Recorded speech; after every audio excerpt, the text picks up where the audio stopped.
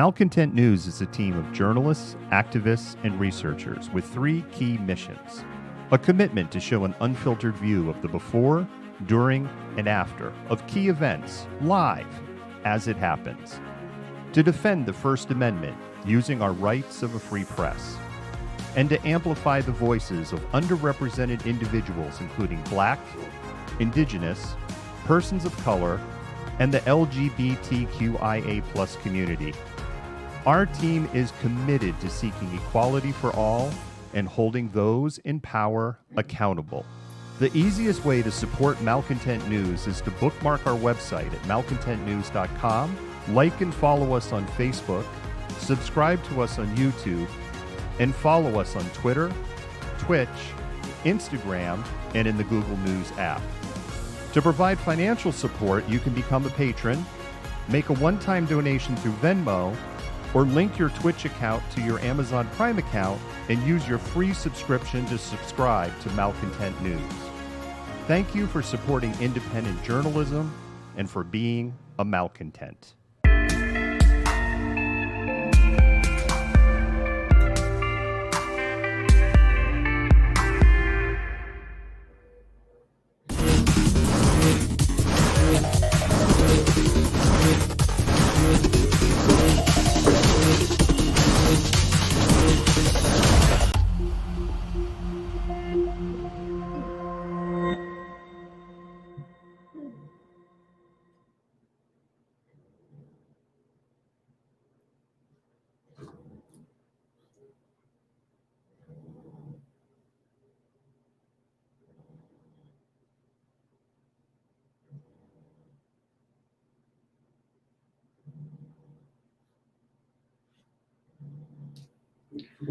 I can't hear you.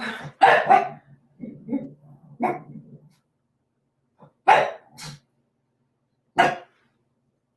can't hear you. I can't hear you.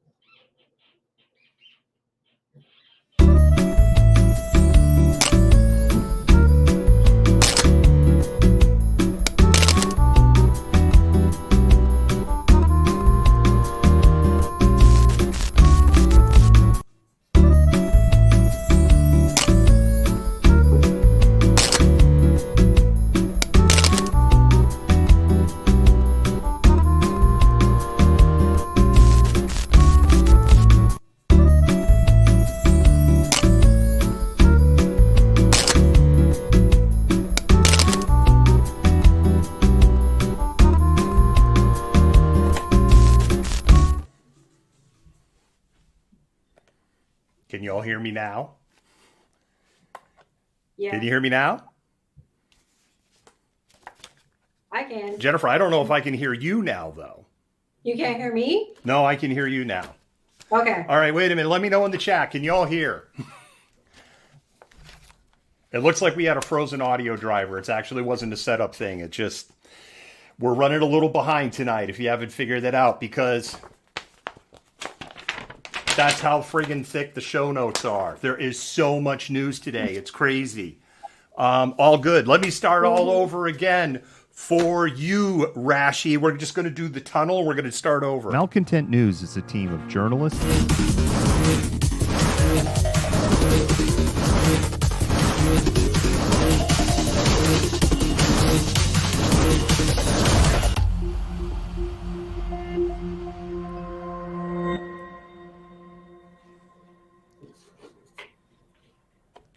Good evening, Malcontents. I'm David the Malcontent, and welcome to another episode of Malcontentment Happy Hour for January 28th, 2021. No, the mute button was not on. We were having just a little bit of a software issue, but we've got it figured out. Jennifer, how are you doing this evening? Oh, I'm pretty good. It's been kind of a crazy news day, and I'm still in like my sports bra from working out. But I did put on deodorant and brush my teeth, so I'm good. I shaved about 20 minutes ago, and I'm wearing gym shorts. So that's where my day is at. And no, if you were on the AMA last night, I did not wear this shirt all day yesterday and then all day today. So I'm wearing the shirt for the show. Honest. All right, we have a huge show tonight, and we got off to a late start. So Jennifer, I say we're just going to go ahead and roll right into it. Yep.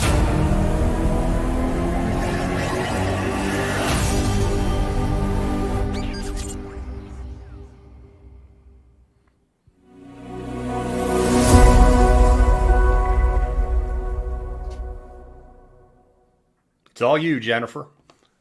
So we at Malcontent News in Seattle, Washington would like to acknowledge the Coast Salish peoples of this land, the land which touches the shared waters of all tribes and bands with the Duwamish, Puyallup, Suquamish, Tulalip, and Muckleshoot nations. Thank you. Thank you for that, Jennifer. One thing I want to start before we jump into the show itself, because there's we have a story 0, and so we technically have a story -1. And our story -1, I just want to acknowledge it. We don't have the capacity to go in depth on it tonight. In Bellingham, there was a sweep of a homeless encampment today. That sweep was supposed to happen tomorrow. Very heavily armed police officers and SWAT team that, quite frankly, the way they were dressed, they made the Seattle police on December 18th look like a Boy Scout troop went through Cal Anderson Park. The show of force up there was ridiculous.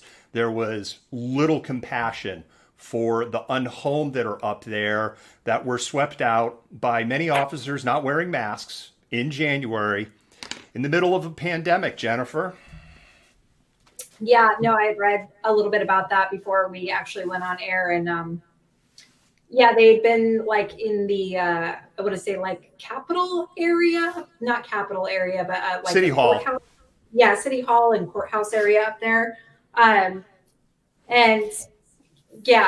was my understanding it was supposed to happen tomorrow, and they went in early and pretty much just kind of turned things upside down for these unhomed people, and it got pretty intense.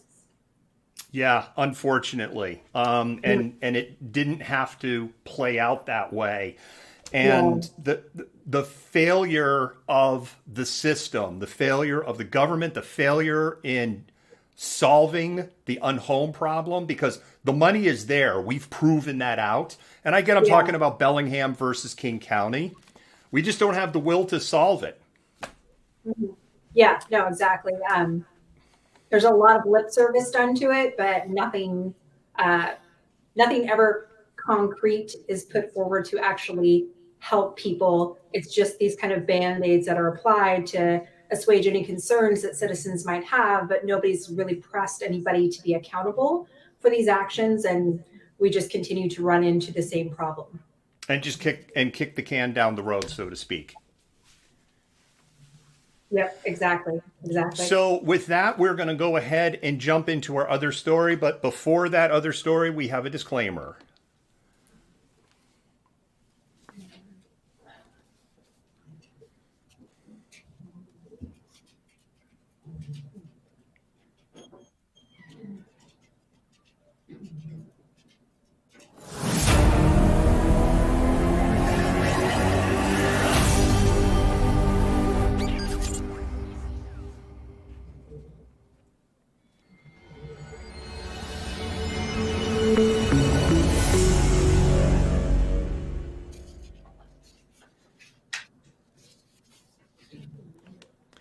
And the fallout from the police officer driving through that crowd of people in Tacoma is continuing, Jennifer. And we have a number of updates out of Tacoma today.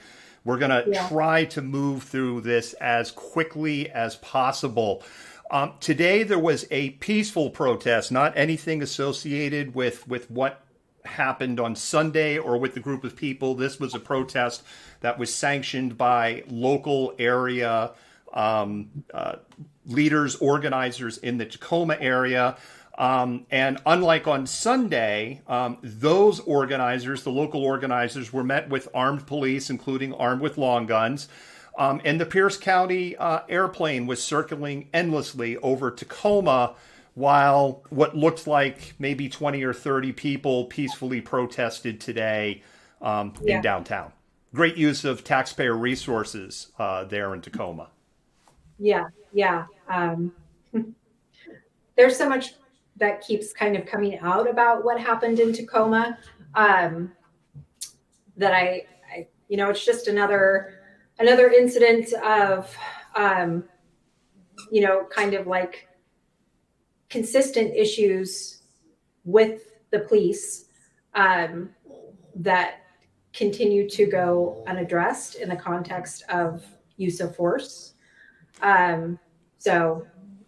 Yes. And there's been some interesting develops that came out of Tacoma. We're going to play a video clip. This video has not been seen anywhere near as much as the other two videos. That is why we went with that warning. I'm going to warn you right now. It is a graphic video clip. It is a critical video clip for people to see because I think it speaks for itself.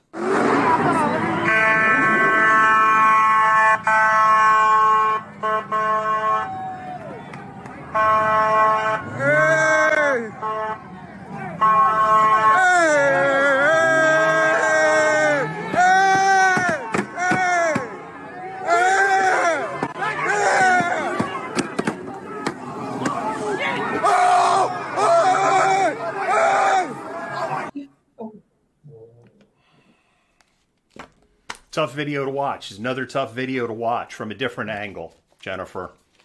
I don't know if you heard me audibly gasp during the video. And there's a lot to unpack in that video clip that kind of came out a couple of days ago. This is a video clip that really shows firsthand what was going on around that police cruiser. And the first thing I'm going to say is this. If banging on a hood like I just banged on this desk is justification for running someone over, Jennifer, I probably could have run over 5 to 10 people in my life and gotten away with it, apparently. Yeah, because, immediately after, we talked about this a little bit on Monday, but immediately after all of these stories came out about, these people were they were there for, they were racing cars, whatever, car people. They were there, like banging, trying to get into the vehicle, smashed out, the back window, all of this stuff. And then come to find out as more is revealed, none of that is really the case. So exactly. If anything, Jennifer, not that I questioned if I questioned the veracity of Quinn Bell's story, we would have never had him on the story. It's basically exactly as Quinn Bell described it from his vantage point. Yeah. So what is the justification for this then? What justifies, being annoyed isn't necessarily justification. This is somebody who's been a police officer for 20 years. This is something, they've never encountered anything like this.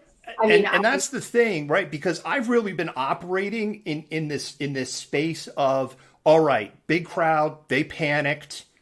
Yeah. Job description of police officer, shouldn't panic in emergency situation. But this doesn't look, if that was panic over that, I mean, again, it's like anybody who's like driven out of a concert or a big event or something. If you've done enough of that, you've kind of experienced this at some point in your life.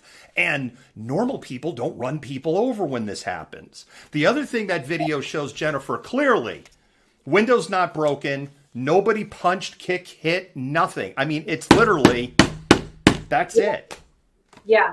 And what was kind of bothering me on social media for a few days after the fact is that people that were otherwise against a lot of the police action were playing a little bit of devil's advocate here, going, well, they were doing illegal stuff, so they shouldn't have been doing that and that wouldn't have happened.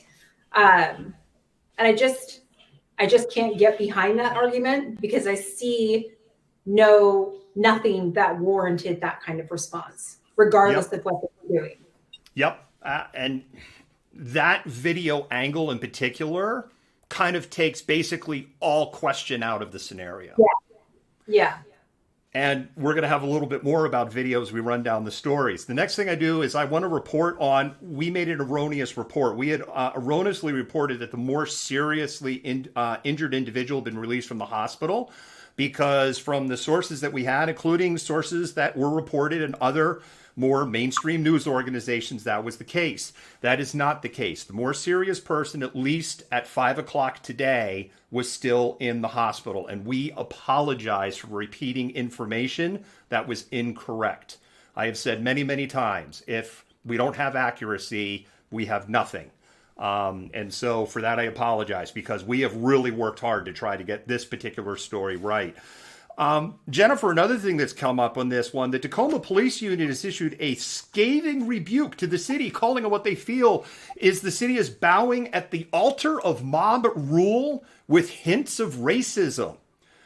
And the police union said in a statement, with one hand, the city touts that it called for an independent investigation of the incident that occurred downtown Saturday night.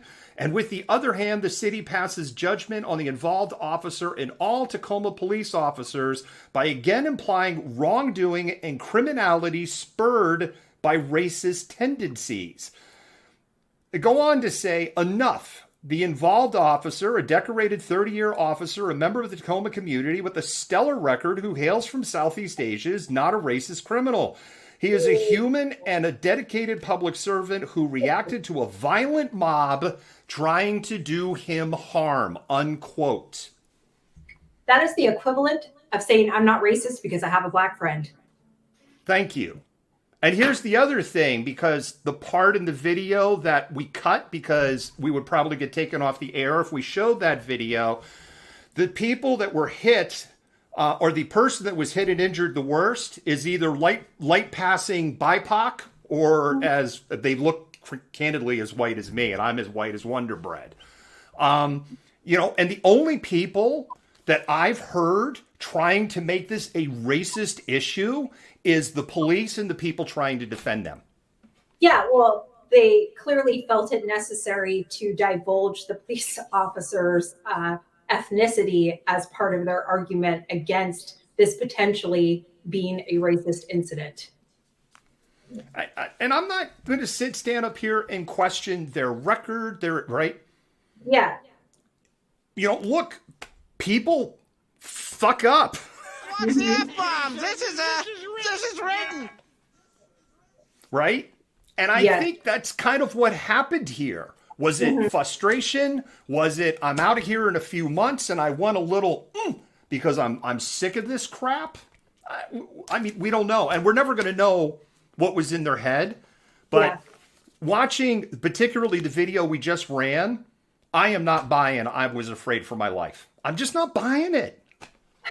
Yeah, it's really difficult to buy that based on what we've seen. But also, too, I don't know. I don't have any justification for this, really. But it does raise interesting questions about that. I know this person is currently suspended, correct? Yeah, they are. They're on leave. Yeah, they're on leave, and they're close to retirement. But yeah, it just seems like such a very poorly thought out response for somebody that's been a police officer for so long. I'm going to call out Brandy Cruz in this, because Brandy Cruz this morning, she couldn't resist blowing the dog whistle over at Q Fox 13, because Brandy seems to be bucking for a job at like Newsmax or OWN or Fox National. And she wrapped herself in the warm, fuzzy blanket of being fair and balanced and working to bridge the divide of people with differing opinions, while blaming the victims and defending the police officers, saying that they were being assaulted by a violent mob, when the video evidence that's out there doesn't support that, particularly the video that we found. And I'm going to call it out here. Brandy, you're the friggin' college-trained journalist, not me. Yeah, she has plays devil's advocate in the worst possible way. And I just can't stand her reporting. I'm just going to say it. I'm college educated too. I can say that. So yeah, she's been off the rails even more so lately. But I just, to describe like a group as a violent mob is already attempting, you've done something wrong. You're drawing attention to the ethnicity of the officer to try and dispel any notion that it might have been racist, but you're also at the same time calling this a violent mob. So you're already setting up your defense in your statement because you fucked up. Okay. My turn. Ooh, I get to do the button. What's the F-bomb? This is written. This is written. I love the F-bomb button. It's one of my favorite. I think I like it more than the Chud buttons right now. And the last one, we have one more in here. We told you we'd follow up you on the police board meeting that happened on Tuesday. We said that Monday on happy hour because that was happening at Monday, literally while we were on happy hour. And it went about as well as we expected. It was a shit show.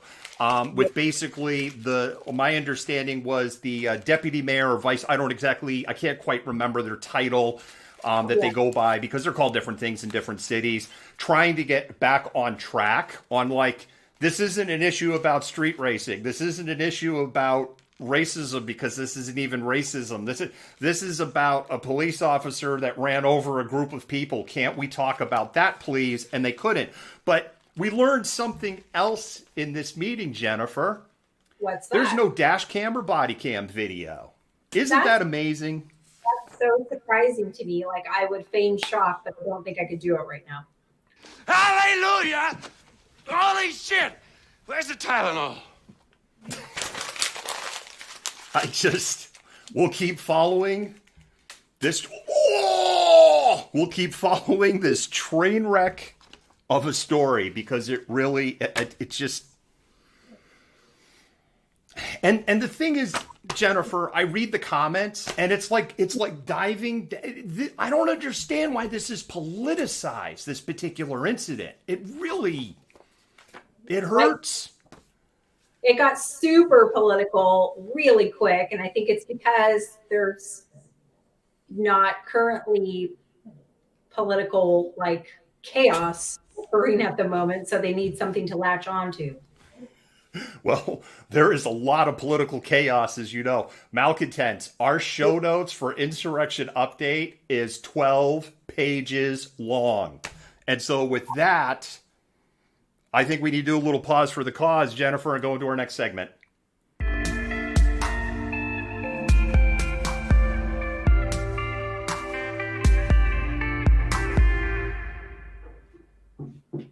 Hi, Malcontents. I'm David, the Malcontent, and I'd like to talk to you for a moment about supporting independent media. When you support us, you help us bring the before, during, and after. You help us defend the First Amendment. You help us amplify BIPOC and LGBTQIA voices, and you help us hold leaderships at a local, state, and federal level accountable. None of this would be possible without support by viewers just like you. When you become a patron for as little as $5 a month, you help buy technology, safety equipment, and help cover travel expenses so that we can continue to bring you news that you trust. If you can't become a patron, you can do a one-time donation on Venmo, and your dollars will go to the exact same causes. With your continued support, we can continue to amplify BIPOC and LGBTQIA voices while showing the truth on what is happening in the world around us. Once again, thank you.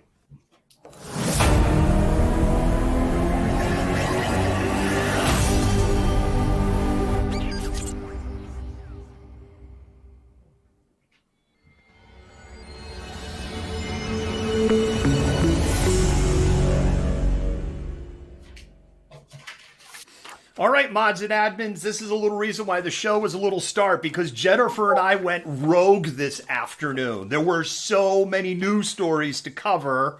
I was like, let's start Malcontented Minutes tonight. And by the way, that name came from our team. So thank you so much for that. We just tweaked it a tiny little bit up. Let me explain to you what Malcontented Minutes is. We have a timer. We should have a timer. Oh, that's right. Timer doesn't show on this screen. We have a timer. There we go. There, now you can see the timer. If I flip it over on the Jennifer screen, you can also see the timer is running there. And I just need to turn the timer off and we'll flip it back. 60 seconds. I get 60 seconds to tell a story. Then Jennifer and I get 60 seconds to talk about it. Then Jennifer gets 60 seconds to tell a story and we've got 60 seconds to talk about it. 10 stories. Jennifer, are we ready to do this? Hell yeah, let's do it. All right, I've got story number 1. So let's go ahead and, this is all untested macros. Let's see what happens. So with that, let me flip over to me.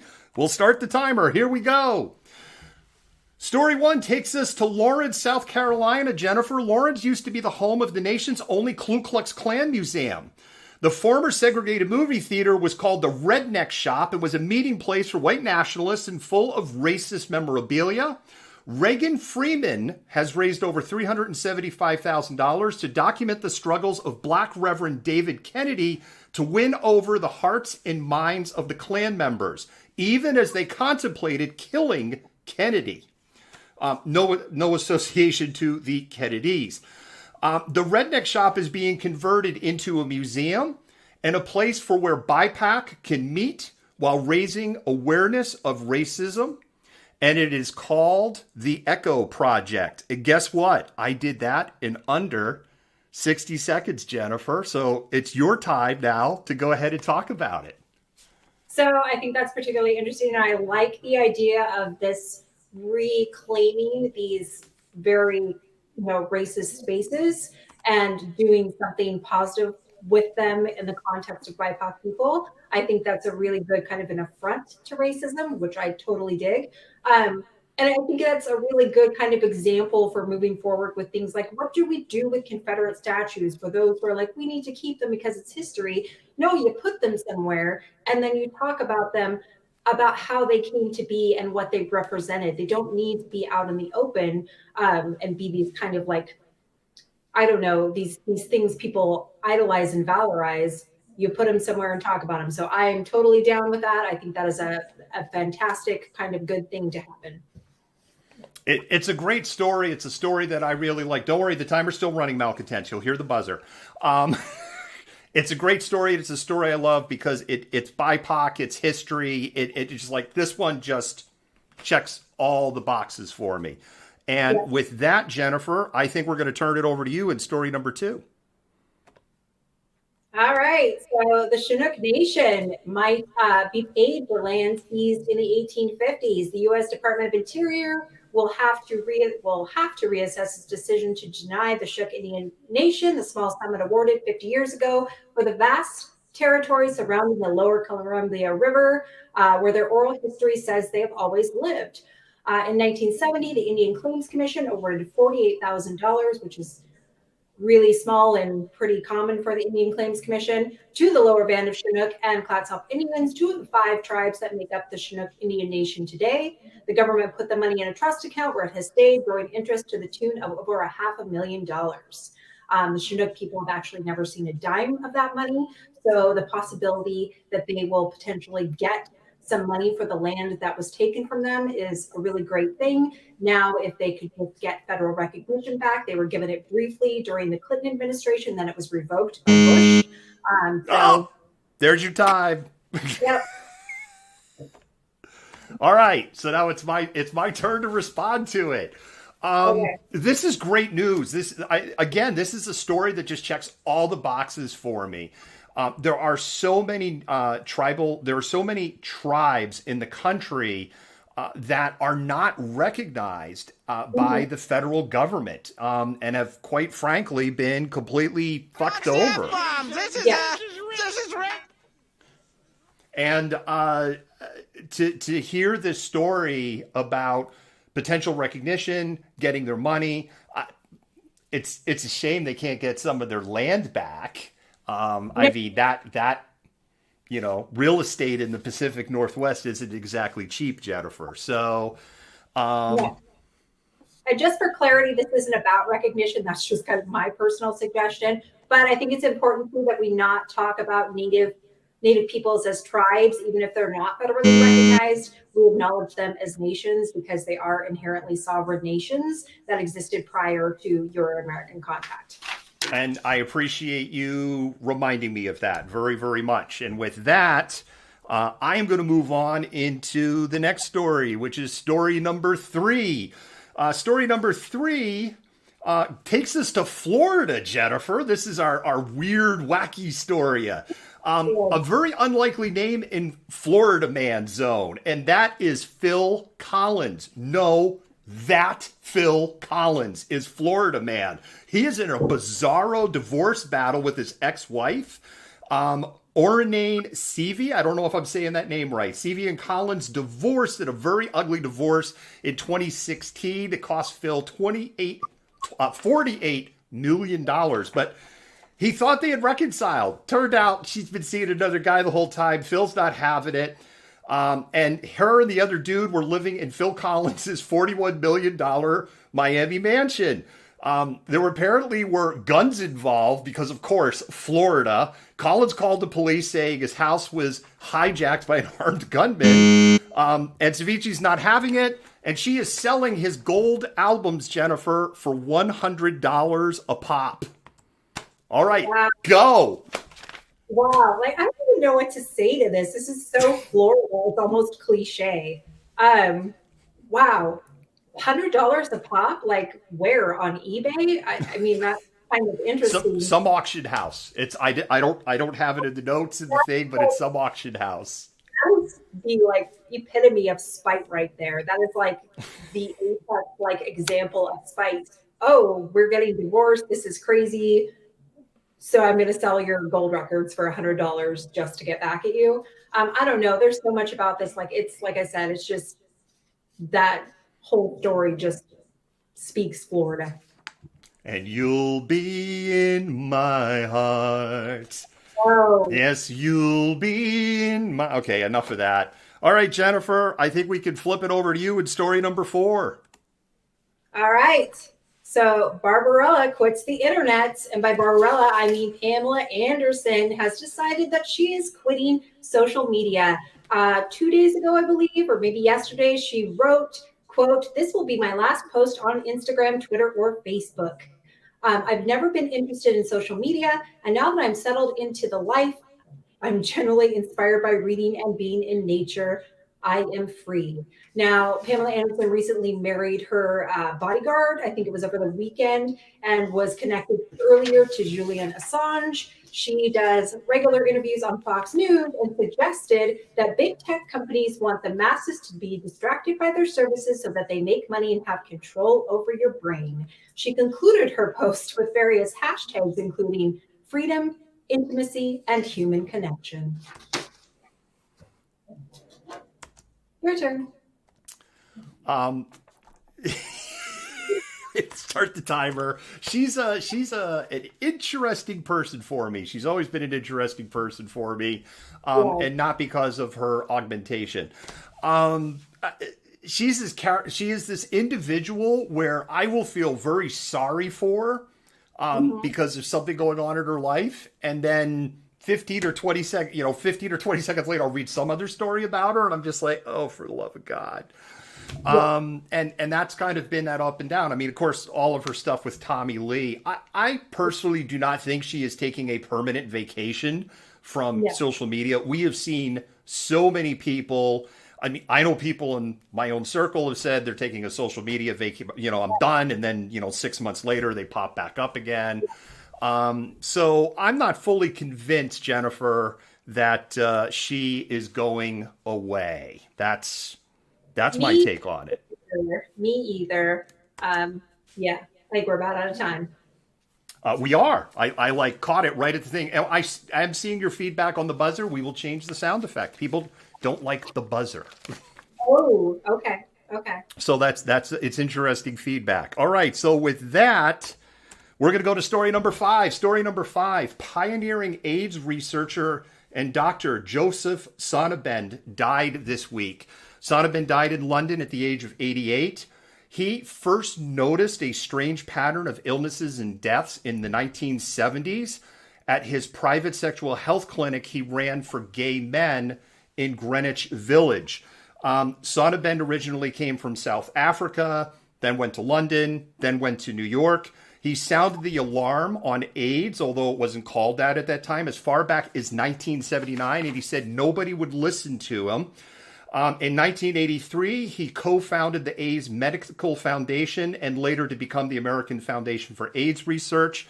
And the same year, he helped write the first ever safe sex manual for gay men, How to Have Safe Sex in an Epidemic, One Approach. Dr. Sonnabend died on Monday, age 88. Ooh, right on the mark. Yeah, so I mean, there's so much like you could say about how much he influenced what we know today about AIDS and HIV. So I think this is a kind of a it's not a devastating loss. He lived a great long life, but you know, he should really be remembered for those massive contributions. Yeah, I don't have a whole lot to say on this. It's kind of sad, but you know, he made some really positive contributions to what we know today and advanced our understanding of that. And so for that, I think we should celebrate him. I believe also that he is somebody who should be celebrated for his contributions. He lived a long life. There was nothing in the story also, just because of his age and the South African connection, there was nothing in the story to say this was COVID related. So, but it is a loss. So, and our minute is up. So Jennifer, it is back to you. Okay, and I don't know, this is not great news. Lawmakers in 14 states have proposed anti-LGBTQ bills, many of which target trans youth. So the states where anti-LGBTQ bills have been proposed in 2021 are Alabama, Indiana, Iowa, Kentucky, Mississippi, Missouri, Montana, New Hampshire, North Dakota, South Carolina, Tennessee, Texas, Virginia, and Utah. And while many people, including the American Civil Liberties Union and others, don't think that these laws will pass, what they do is they're really concerned about two particular programs, especially in Montana, one that bans trans students from playing school sports, and another that would ban trans kids from receiving gender-affirming health care.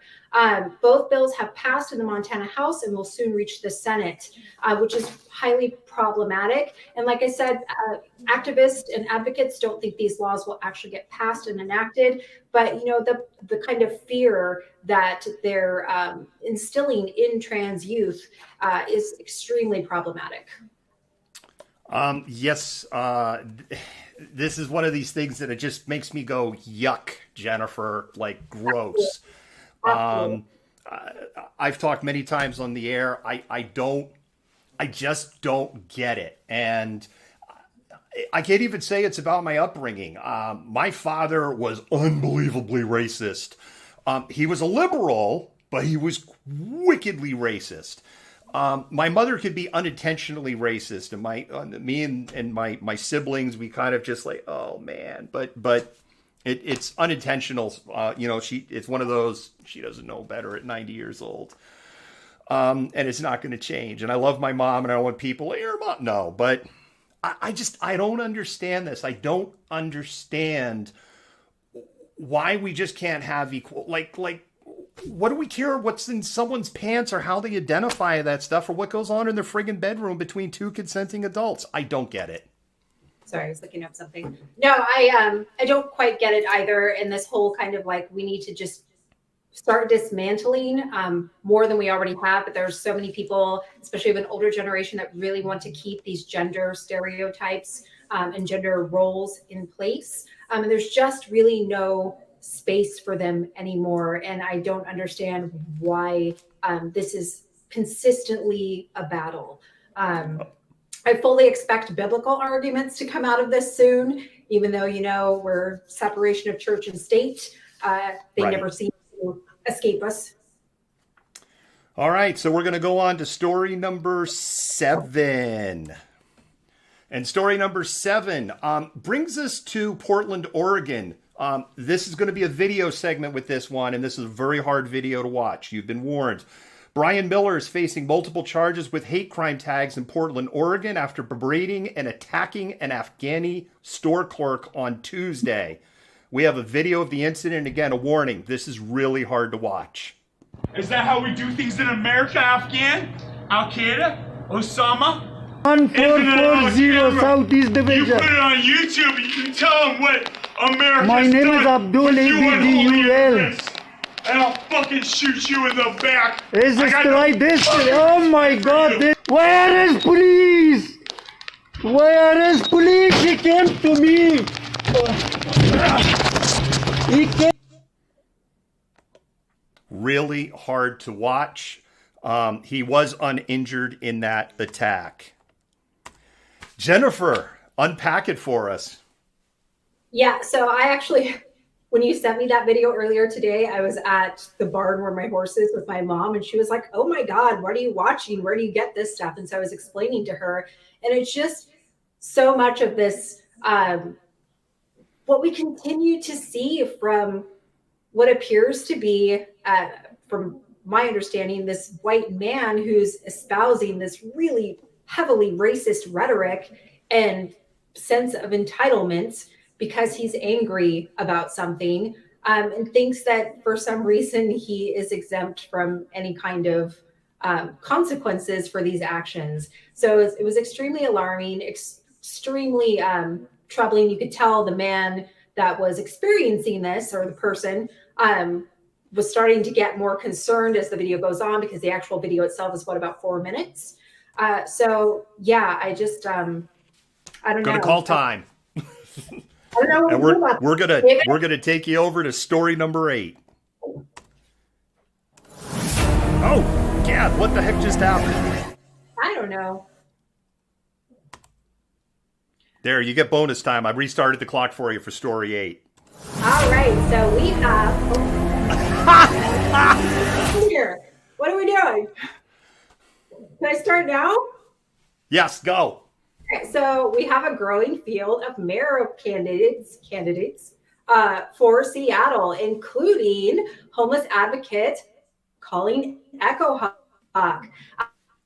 Echo Hawk has served as a homelessness and housing advocate as part of her role with the Chief Seattle Club, with a focus on providing aid to the city's Native American community. And in 2019, Seattle Magazine named her one of the city's most influential people on a list that included Microsoft CEO Brad Smith, Pramila Jayapal, Iver's president Bob Donegan, and Visit Seattle CEO Tom Norwalk, among others.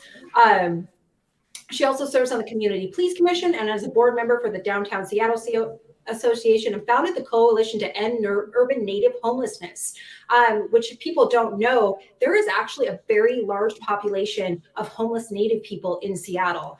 So Echo Hawk joins a relatively small early field of mayoral candidates, which includes urbanist architect Andrew Grant Houston and affordable housing developer Lance Randall. But I think this is a really promising potential candidate for mayor. We'd let you go over a few seconds because I could tell you were wrapping it up. We haven't done this before. We didn't rehearse it or anything. So if we only have one broken macro button, I'm going to be thrilled.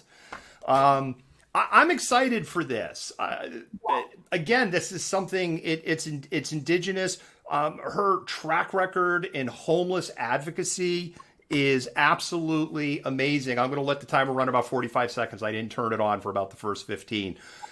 She has a great track record in that. She comes across as somebody to me that is going to understand the problems. I don't know if she can untangle the bureaucracy that is contributing to those problems.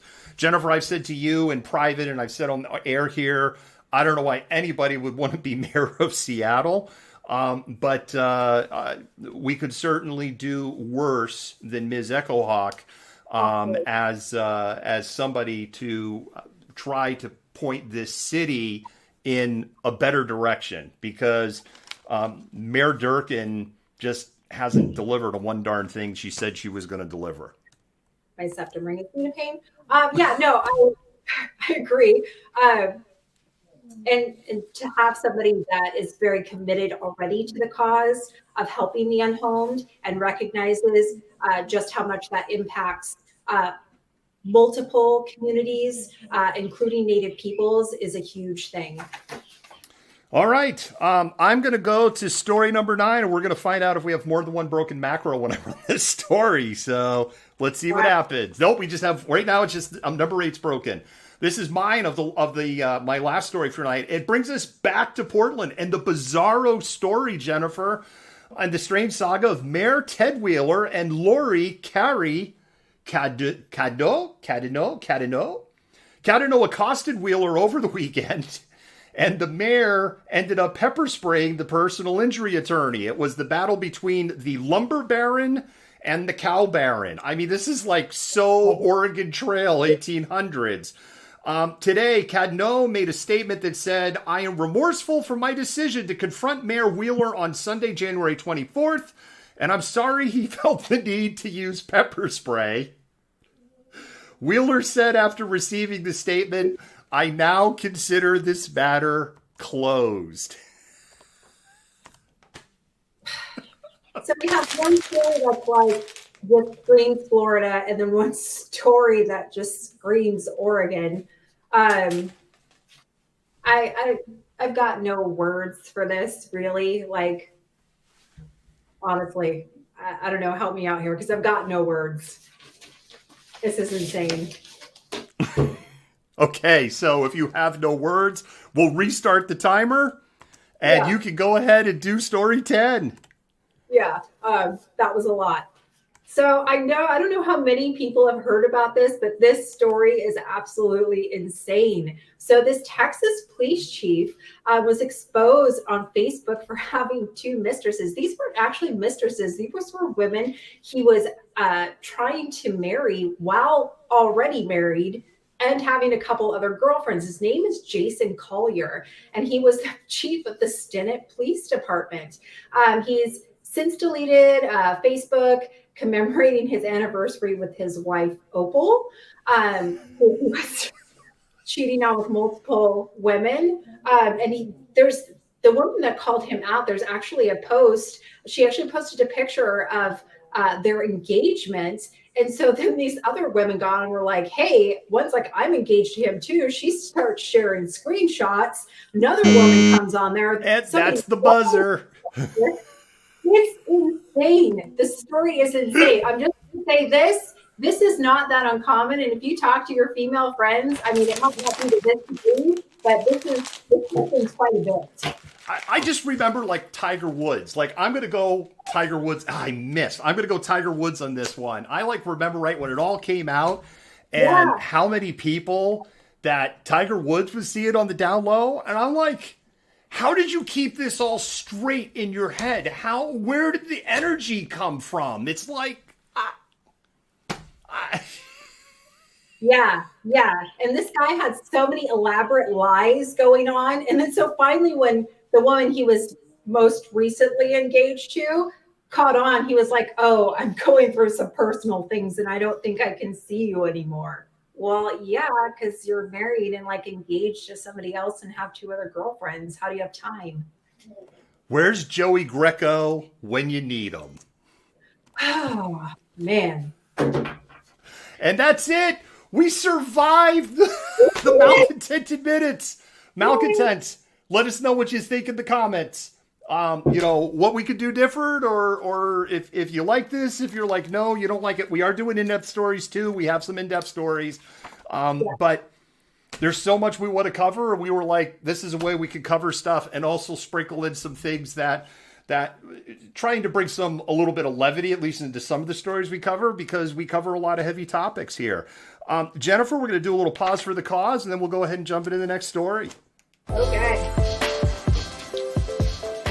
Black Coffee is a hub for communities and a hub for meeting people, making friends, and understanding. What Black Coffee is to me is a place to actually call home, a place where Black youth will feel welcomed, where Black families will come and feel like they're at home. What we're trying to build is more than just coffee. Community is something that we do naturally. We know who's in the community, we know what the deficits are, and we're trying to fix that. We want to bring people together. My hope is that the phrase grounded in excellence shows up everywhere and that it becomes a movement. I'm looking forward to hanging out at Black Coffee with my friends and feeling safe. Black Coffee to me means opportunity for people like me and my other friends and family to come here and do homework safely and hang out and stuff like that. That is happening. It is happening. Black Coffee is located on Highway 99 in Shoreline, Washington. They have amazing coffee.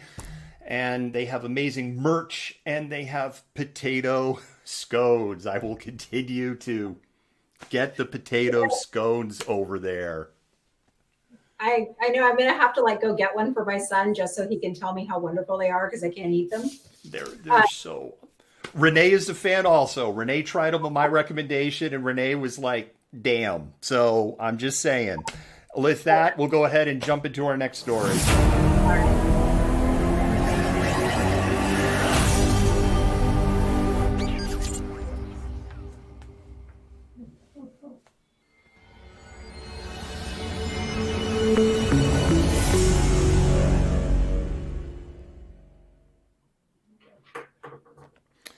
All right, our next story is our COVID 5 fast facts. Jennifer, I think what we do is just keep doing the back and forth thing, and you went last, so I'll go first again. I'm going to start off with good news. The good news is that new cases and hospitalizations are down across the United States. Officials believe that what's happening is the surge that we had because of Thanksgiving and Christmas, and people going, yeah, I'm going to get on an airplane. I don't care what the government is. You can't tell me what to do. Yeah, that surge is coming to an end. We peaked at 137,000 people in the hospital. We're now down to 107 people. 107,000 would be wonderful. 107,000 people in the hospital. Newly detected cases are down in every metro area in the United States. So that is something also to be very happy about. However, that improvement's figured to be short-lived. And you can take us to the next reason why. Yeah, well, first I was going to complain because there's no page numbers on our news notes. And then I looked down and I was like, oh, there they are. Maybe I should put on my glasses. But here we are and I don't have them. So the UK variant has been detected in multiple locations along the West Coast. And now the South African variant has been detected in South Carolina. The two people who tested positive have not traveled, not been around anyone from South Africa, which indicates the disease is community spread. This is particularly problematic because as we've talked about, the South African strain has those protein mutations they worry about that make the antibody treatment and potentially the vaccine not effective. Yay! Yeah. All right, we'll keep on going there. The Biden administration has reached an agreement to purchase 200 million doses of COVID vaccine. There is no word in that agreement if those doses will come in time to help the Biden administration achieve their goal of 100 million people vaccinated in the first 100 days as president. And that, Jennifer, is something that we will be holding Joe Biden's feet to the fire on. I held Donald Trump's feet to the fire on COVID promises. I'm going to hold Biden's feet to the fire on COVID's promises. Yeah, absolutely. And they need to be because words don't mean anything without action behind them, right? No, absolutely. You have a really feel-good story. Yes, I like this one. So in Oregon, snowbound officials with soon to be expiring doses of COVID vaccine took matters into their own hands. Stuck on a snow-choked road, they rallied others who were also stuck to offer an on-the-spot winter vaccination clinic versus just letting the doses spoil. On the subject of spoil, oh wait, I think you maybe didn't have a bullet point there. So we're just gonna stop there. But yeah, this is actually a great story because here they are stuck on the road in the middle of a snowstorm, and I feel like it's maybe near Grants Pass. And so they have all these vaccines, and so they just get out and start giving them to people who are stuck on the road with them instead of letting them go to waste. It's a great story, and one of the things that juxtaposes, we've heard so many stories, we've read so many stories, Jennifer, of doses that are just getting wasted because people are so caught up in the bureaucracy of it, right? And they're just like, well, but this says that, it's like, well, there's people outside who want to get the thing, and the people, the vaccination, and the people who said they were coming didn't show up. And they're like, well, we should just vaccinate them. No. You have to throw those vaccinations out. And it just... It's infuriating. Yep. So this is a great thing. We were talking a little bit on chat, though, that the only problem with that is like hospitals, or I was think it was Chatter. I was talking to somebody else. Hospitals are such sticklers. Like if you didn't get your first vaccine here, don't come to us. So I don't know how did they give them paperwork to verify that they'd received the first vaccine? How is that going to work in the context of receiving the second one? That's my question. Yeah. Yeah. And I know that for some states and some municipalities, counties across the United States, there are real concerns on if they're going to have enough second doses, and can they mix and match vaccines? And, there's some sides that are arguing that, maybe one's good enough. And then there's some that's like, well, maybe you need 3 for some of these variants. And I know some people are like, see, it's, that feeds the tinfoil hat crowd. It's like, how much have we known about COVID? We know a year's worth. And think about how long it took us to figure out AIDS, as an example. One more story, which is an inglorious milestone. The state of North Dakota has the opportunity to be possibly the first state in the United States to reach herd immunity. And they are going to achieve that because over 60% of the population of North Dakota has been exposed to COVID because they dragged their feet so long in doing anything. Wow. So you basically established a degree of herd immunity by neglect. Is that what I'm hearing? Yeah, that's basically it. And it's particularly shameful for North Dakota because it is such a rural, distributed out state. If there's a place where like isolating would be pretty easy, North Dakota in October, November, December, pretty easy state to isolate in. Yeah, and that also sets a dangerous precedent for people to make arguments like, well, they achieved herd immunity by just letting shit go in North Dakota. Maybe we should do the same thing here, because that argument's going to happen. Yes, absolutely. All right, that's our COVID update, and we're going to move on to our next story.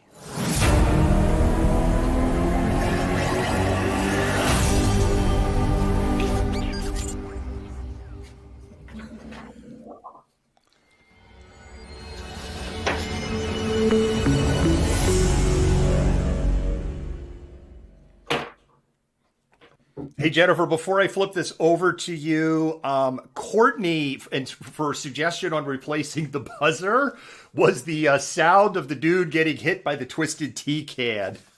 Yes, thank you, Courtney. That's fantastic. Let's do that. Let us know in the comments, Malcontents. Is that something that you can like? If that's something you can like, let us know in the comments. I think it's a great idea, and I've got the skills and the tools to make it happen. So let us know in the comments. All right, Jennifer, I know that you've got a warning before we dive into this story, and then we're going to dive into this story. Okay, so do you want me to do the warning? What's that? You want me to do the warning? Yeah,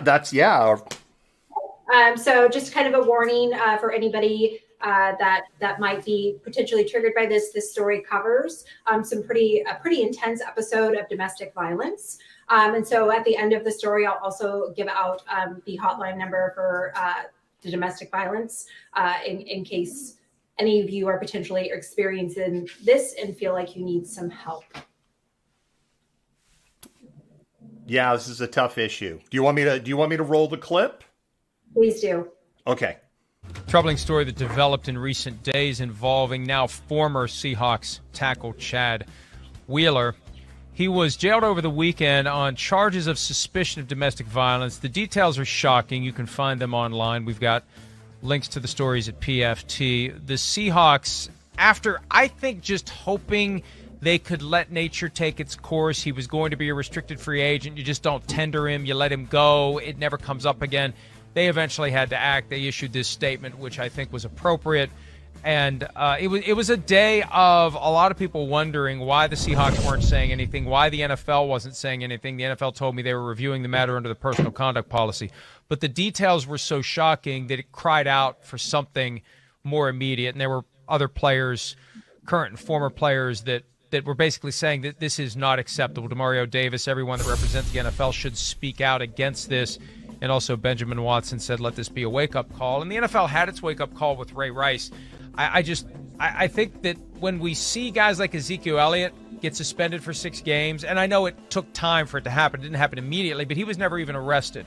When you have an arrest, when you have credible allegations, when you have a guy who's placed on $400,000 bail, that is a more serious matter for the NFL.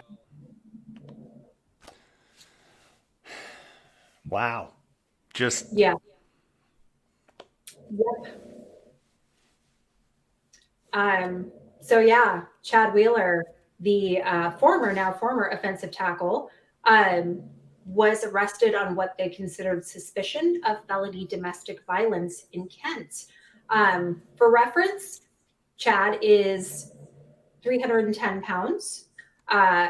The victim is 145 pounds, so she's my size. That's a huge size differential.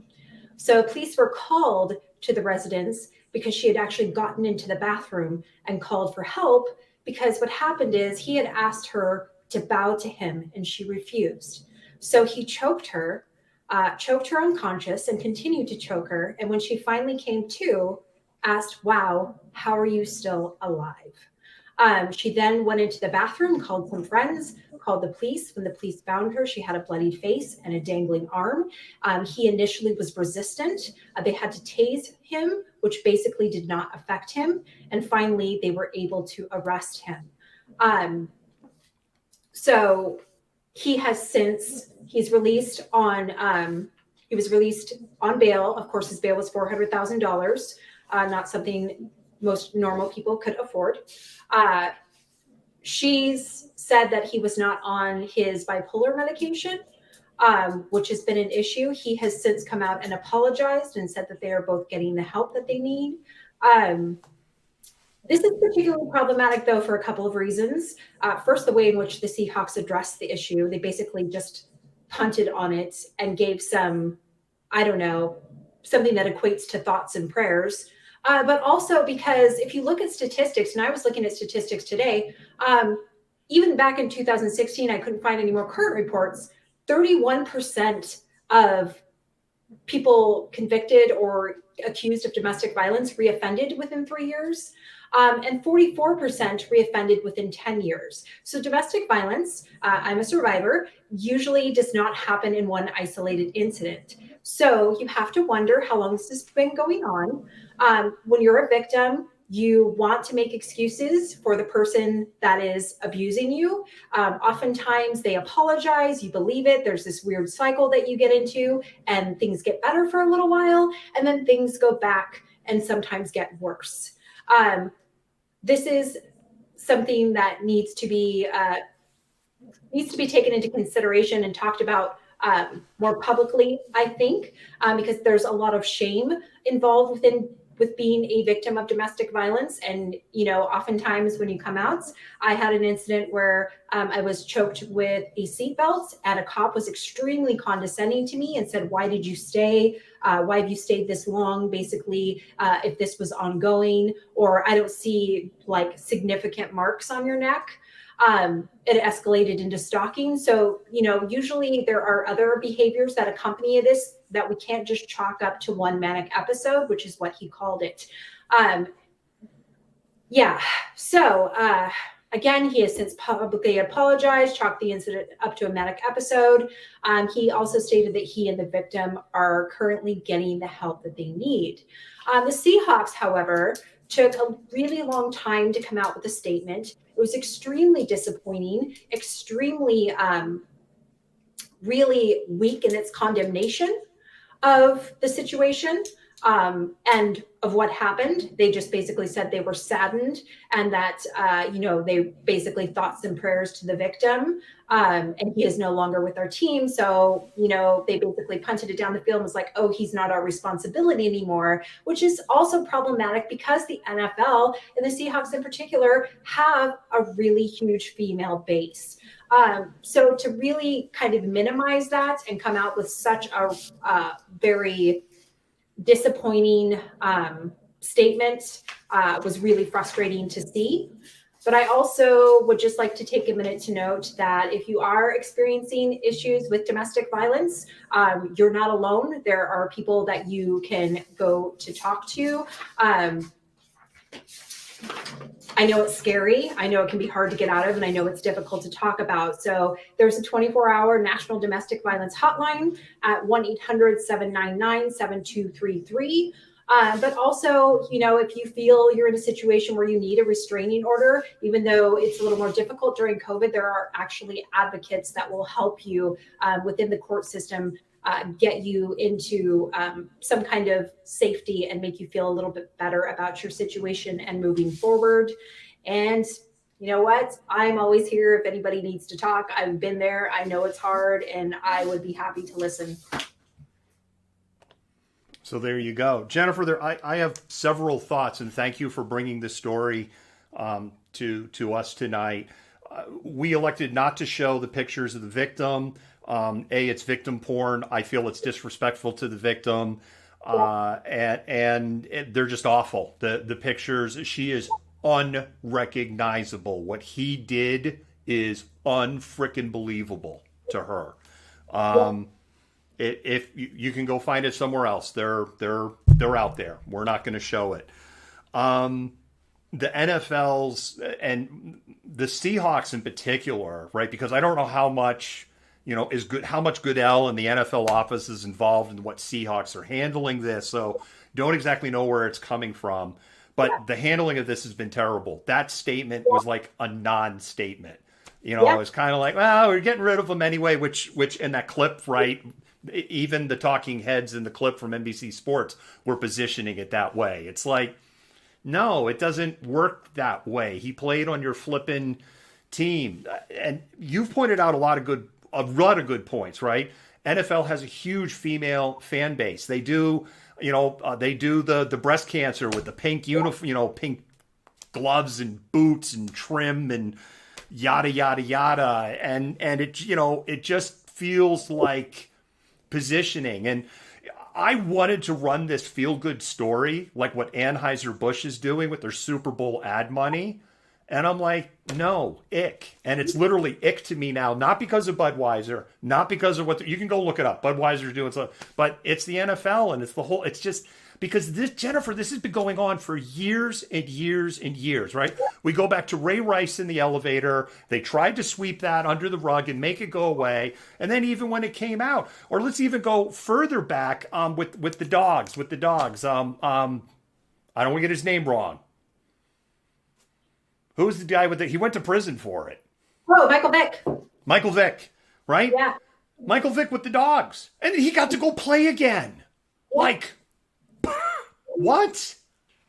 Yeah, the NFL has a huge problem. And I think one of the problems with domestic violence in particular are some of the stereotypes that surround it in the context of it being something that happens to poor people or BIPOC people. And it doesn't, we were talking a little bit about this earlier this week when you brought that story up about shaken baby syndrome and how it was more prevalent for lower income or people of color to be accused and eventually likely convicted of that, while wealthy white people were basically just like, oh, it's an accident, and nobody really questioned that. So we need to take seriously the ways in which domestic violence permeates, relationships regardless of socioeconomic status, and really do more to call attention to it rather than victim shaming and putting out these weak ass statements that basically, say, hey, he's not our problem anymore, but we feel real bad about what happened. Yeah, and it brings up another topic that I would like to talk about, the dovetail on the issue of like domestic violence, and it dovetails a little bit into child abuse. And it's this other story, and I don't want to take away from the Wheeler story.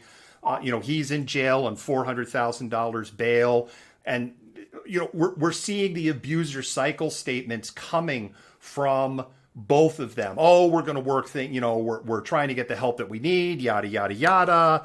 Right. And you hear these stuff and you're just like, no, it's like there's no fixing this when it's gotten to this point, right? You both need to go separate ways because this will never get better. Oh, But it's not even a but. But's the wrong word. Kellyanne Conway on Monday night essentially revenge porned her own daughter on Twitter. And she took it down quickly. And then her daughter, Claudia, made this video that is very clearly heavily edited because you can see where all the cuts are in it, you know, and like, I love my mom. It's mother-daughter shit. And, you know, please don't. There's so much in these stories that tie into systemic. You know, personally, I think he's an NFL player. His bail's $400,000. Mm-hmm. That seems light to me for an NFL player, even if he's a journeyman player on a journeyman salary. You know, generally when somebody does something to that extent, they want to keep him in jail. If any of our audience put topless pictures of their 16-year-old daughters on social media to revenge porn them, they'd be in jail already. There'd be no ifs, ands, buts about it. And poor Claudia is making those exact same excuses and trapped in that exact same cycle, and it's only going to get worse. And, you know, get help, get out.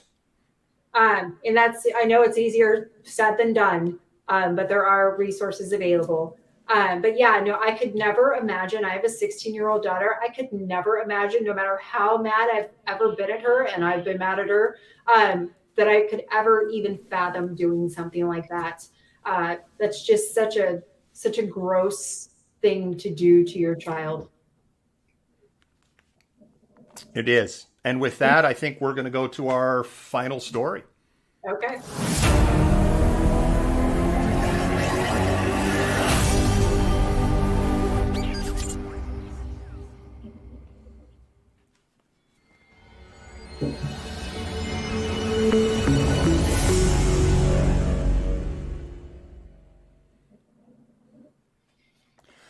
Before we do the final story, I haven't called it out in person, but we have hit the buttons, and I saw the feedback. Y'all are liking the buttons. And by the way, Ray Rice, thank you for the correction. I did see that in the comments.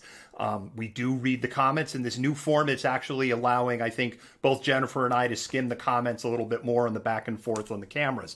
So our mods and admins are not paid. They're paid in hearts. So spam those hearts. If you're on Facebook, Twitter, or Periscope, go ahead and that heart button, let them know that you appreciate the hard work that you're doing.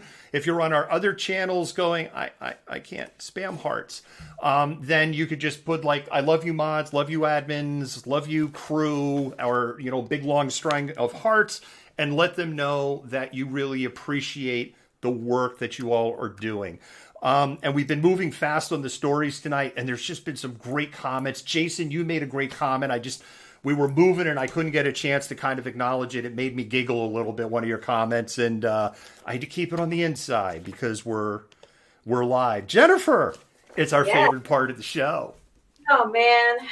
Okay. It's the Insurrection update, and there is so much to go over. I know. Set a timer because otherwise. All right. You go first. All right. So, Insurrection update. Rep. Marjorie Greene. An investigation found that Rep. Greene of Georgia and QAnon believer has an extensive social media history calling for the execution and other violent acts to political opponents. We can't repeat the stuff here because we'd get taken off the air, but she's still in office. Yeah, it's pretty amazing. And it gets worse. It's like the Marjorie Greene hour tonight. A video has emerged of Rep. Marjorie Greene, who ironically wears a censored mask, verbally assaulting a Parkland school shooting survivor, David Hogg, for almost 2 minutes in 2019 in Washington, D.C.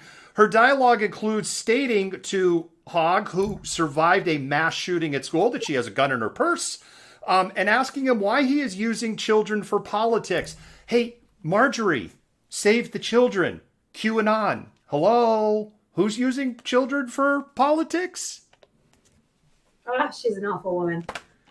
And here we have to talk about her more. So here we are again. Marjorie Greene might have to answer to QAnon after being in the dark corners of the Capitol, including secure areas locked away with literally, why is that such a hard word to say, every senator and Congress critter. There were no reports of a secret stash of children, and Miss Green didn't report or witness any blood drinking from her fellow legislators.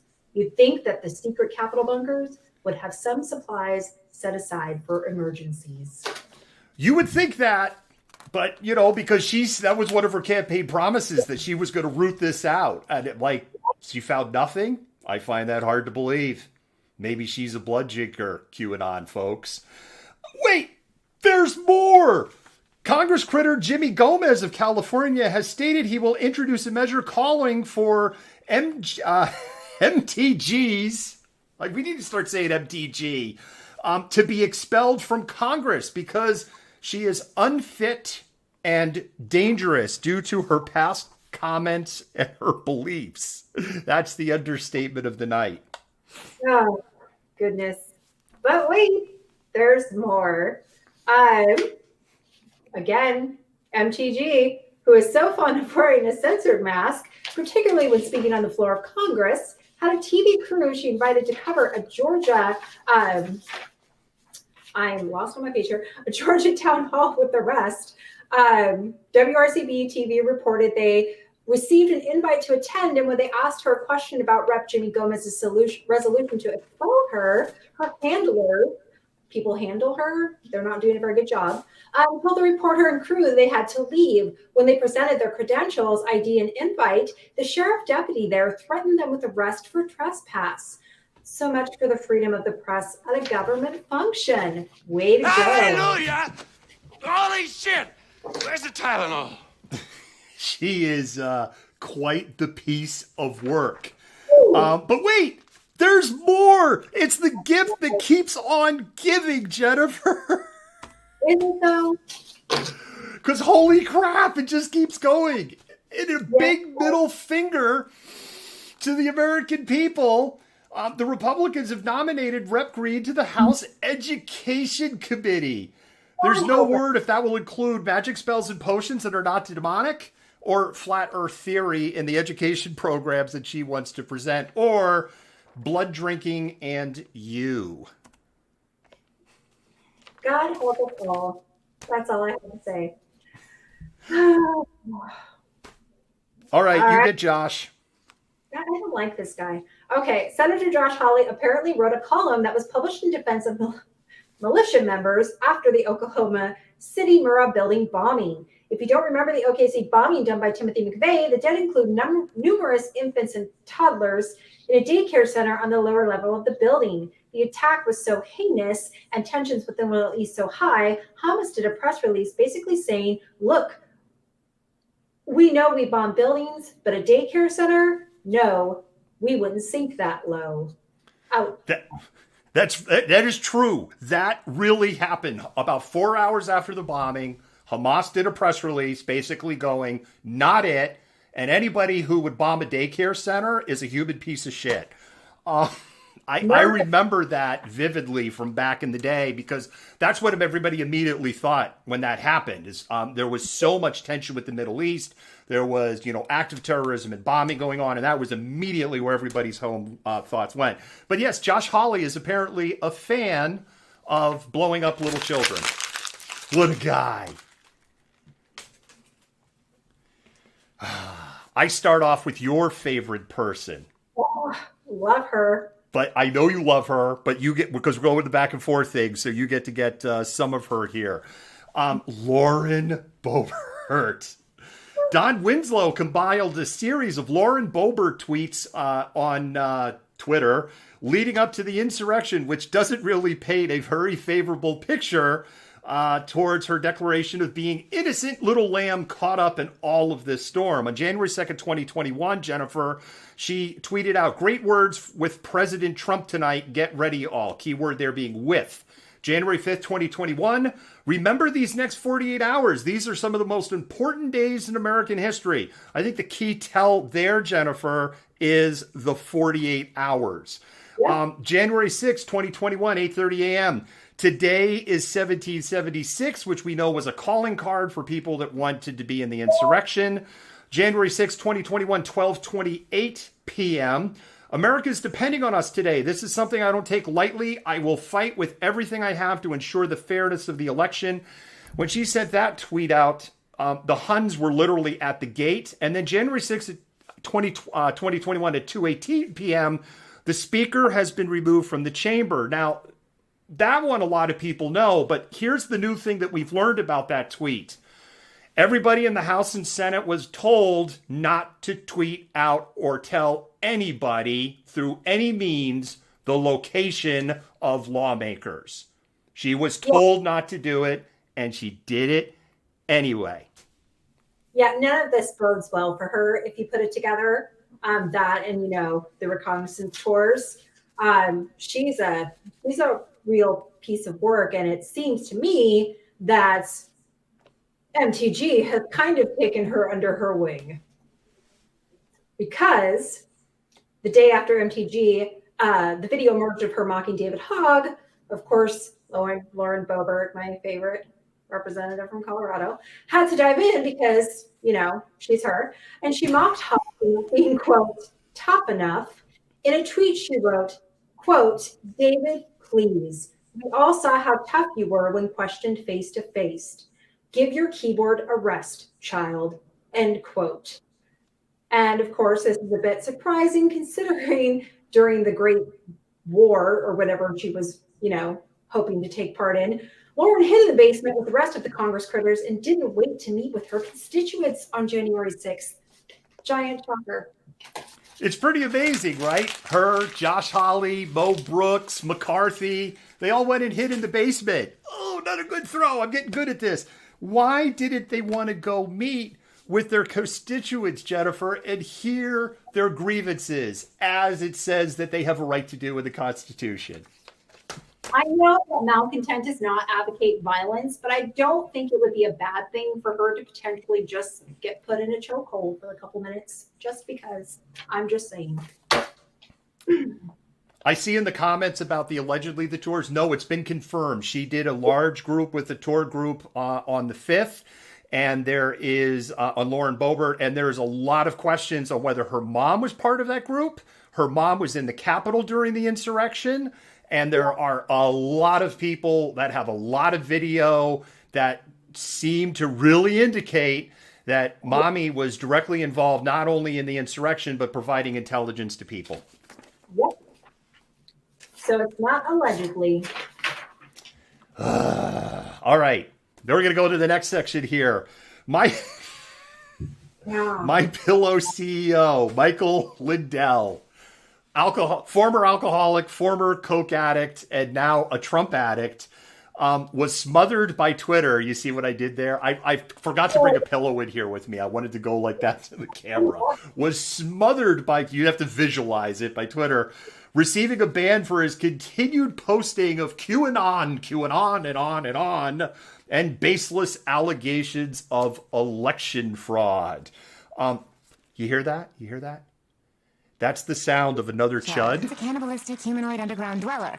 Not on the internet. Yeah. Who knew that a pillow CEO? I have no words for this guy. Why was he even weighing in on politics or trying to influence Donald Trump anyways, other than that was just a whole shit pile of crazy. But yeah, I mean, bye, pillow guy. Oh, it's my turn, huh? Oh my God, Jason just won the internet. He says no kink shaming on you two. Sorry, my bad. I love how it just it just goes downhill when we hit this part of the show. All right, here we go. QAnon and Sovereign Citizen are hooking up. My God, please don't let them reproduce. The QAnon faithful are now pushing that the Great Awakening will happen on March 4th because they keep pushing out the benchmarks. Aligning with Sovereign Citizen, believe that the United States became a corporation in 1933. My God, do these people history? Nothing in the Constitution is valid after 1871. Jesus Lord. And I'm not religious. And Inauguration Day, being on January 20th, was illegally changed by Roosevelt what in the world? On the surface, this may look cute. It's not. But Sovereign Citizen is listed as a domestic terrorist organization responsible for the murder of more than 40 people, mostly law enforcement officers.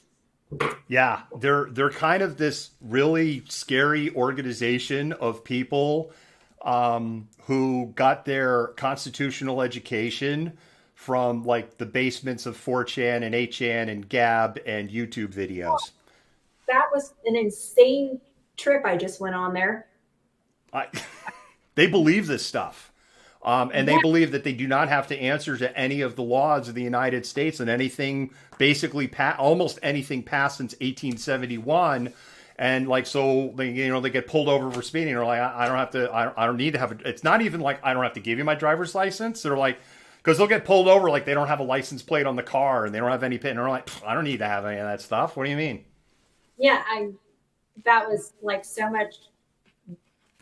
That's like anti-history that I just read, and that was alarming. Okay, moving on. Yeah, and the other thing is the Bundys, from Nevada and Idaho, sovereign citizen peeps love them.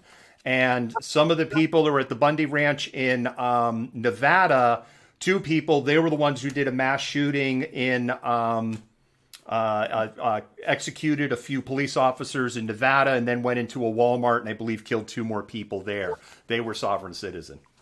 Oh, God. Dangerous group. Yes. They're not a group that I would label as, I'm like, the Chuds. It's a cannibalistic humanoid underground dweller. Nah. Sovereign citizen scares me, and the fact that they're getting in bed with QAnon is scary. The Capitol Police Union is reporting over 140 officers were injured, ranging from cuts and bruises all the way also to impalement, broken bones, and significant closed head injuries. We also, of course, know that 1 officer was killed. The union is furious because there was no command and control, no communications, no riot equipment or safety gear, no backup, no support. The police union went on to say that many officers now are suffering from PTSD because police training does not include having to do hours of hand-to-hand combat. Yeah, no shit. Welcome to the club. Try dragging a camera around while people are in hand-to-hand combat for hours and see how that scrambles your frickin' brain. This is tough, right? I mean, I have empathy for the police. Anybody you watch there it's like there was a bigger picture going on, right? Yeah. They were just kind of like, and a lot of them, and I don't know, some of them, the way they behaved seemed like they were in on the memo, if you ask me. Yeah. But, Jennifer, for as much as I hear about Antifa this, Antifa that, Black Lives Matter this, Black Lives Matter that, I haven't heard anywhere of 140 police officers being injured, some of them very seriously, and 1 killed at any of these protests or even the ones that devolved into riots. So who's the violent mob now?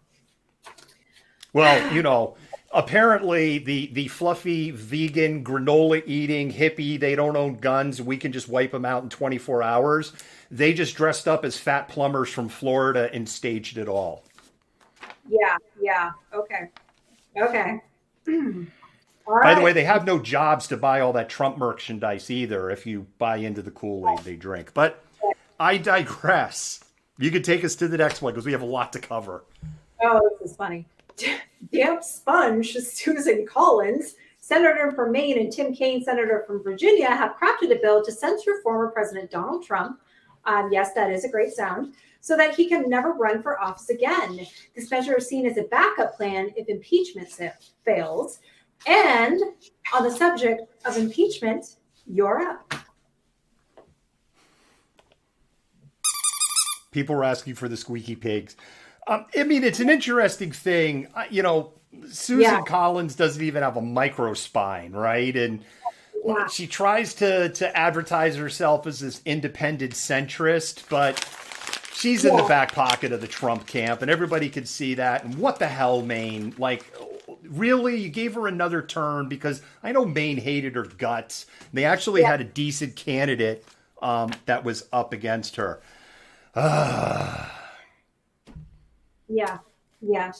Senator Paul, this piece of dirt, forced a floor vote on the constitutionality of impeachment. And guess what, Jennifer? 45 Republican senators, or 44 if you count him, joined in saying it was unconstitutional. I'm not going to lose a lot of sleep on this, though. So given how Senator Tommy Tuberville is one example, can't even list the three branches of government, I'm not going to put a lot of weight into our constitutional and our senatorial critters' ability to understand what is and isn't. One thing that did jump out at me, Mitch McConnell, the snake, who said, if we all remember, he was in favor of impeachment, is now all of a sudden, it's a miracle.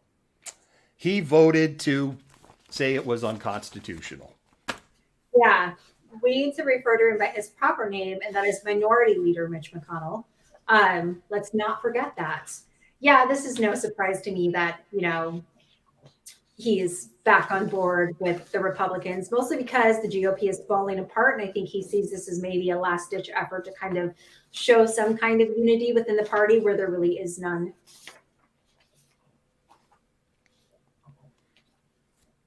I think you got the NPR report. Oh, yeah. Hey, me. So an NPR report stated that the city with the most identified police officers who went to Washington, D.C. For National Overthrow the Government Day is Seattle, which somehow sadly doesn't surprise us. 5 officers have been identified so far from the Emerald City. No arrests or firing at this time, and no one has been identified for doing any wrongdoing. That's also a big shock, right? And we want to be clear, right? No one's been arrested. Nobody has been accused or done anything more than gone on a paid vacation at this point. And I will also, look, people who watch, Jennifer, I'll give the devil an inch if the devil deserves an inch. 3 did come forward on their own and said, yeah, we went. So, for whatever that's worth. And again, my view is if they went there to listen to Trump's speech and wear a Trump hat and they marched down Constitution Ave and they never stepped grounds on the Capitol, that's their right. They breached the barricades. I'm sorry, you have no business being a law enforcement officer, Seattle or anywhere else. Yeah, no, I agree.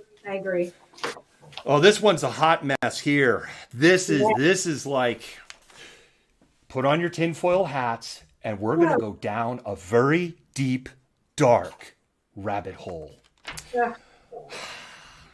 Nebraska Republican gubernatorial candidate Charles W. Herbster apparently attended a late-night meeting at the Trump International Hotel in Trump's private quarters on the night of January 5th, complete with pictures that he took around 9:30 at the night.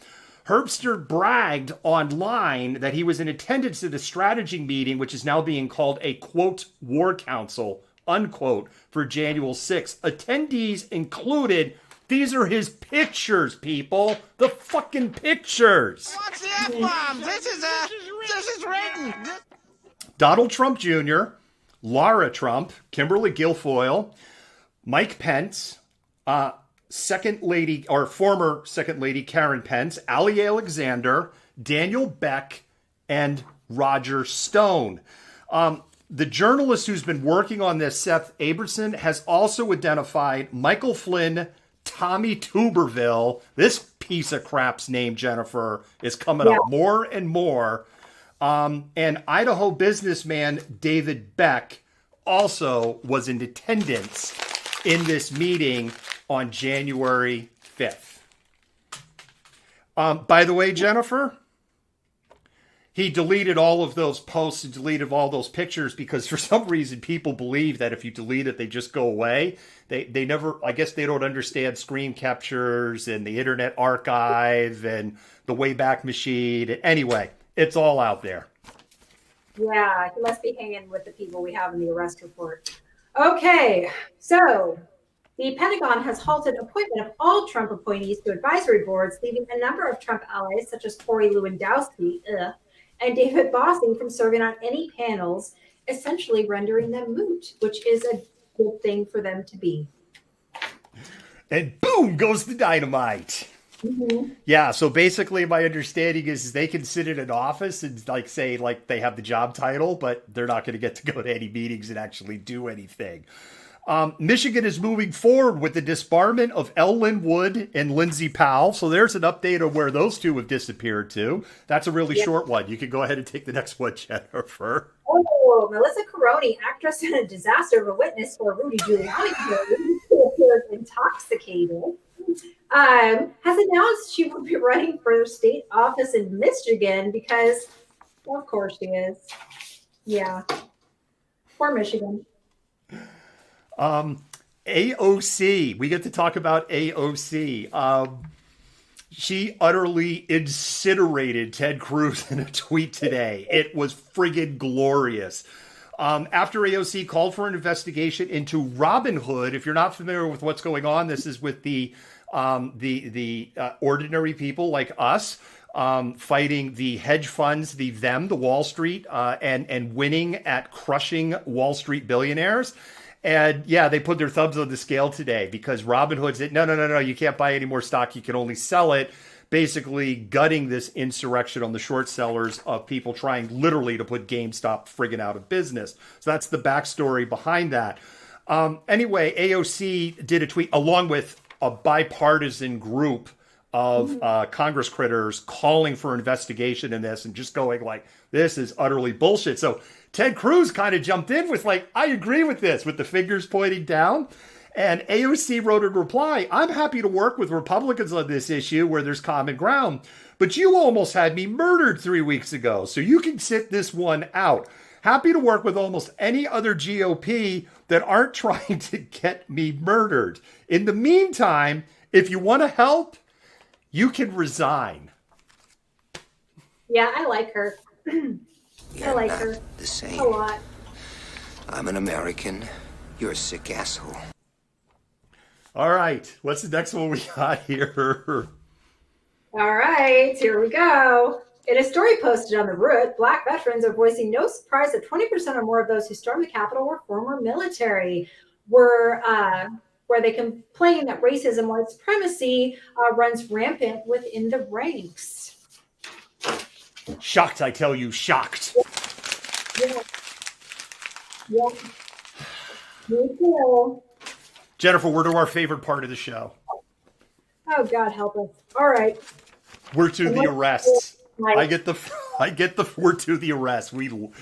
If you haven't watched this Malcontents, go ahead and spam those hearts.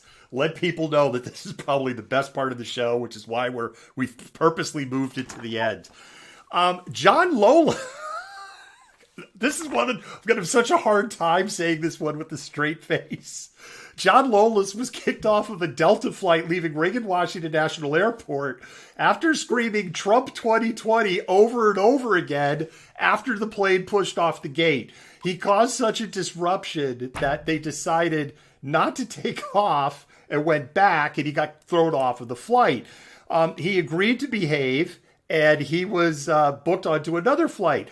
There was a Metropolitan Washington Airports Authority, boy, how do you fit that on a badge? Police officer who happened to be scrolling through Instagram videos. Yeah, great use of taxpayer money there, buddy. But there's a happy ending to this story.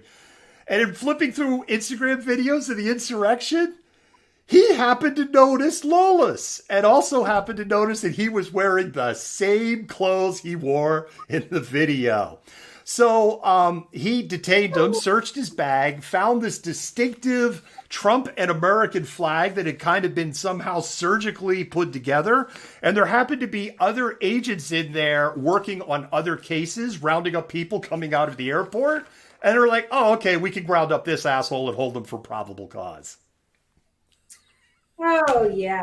These guys are Trump smart. 2020, Trump 2020, Trump. They're like, what? Did you think they were going to let you scream that on the flight the whole way home?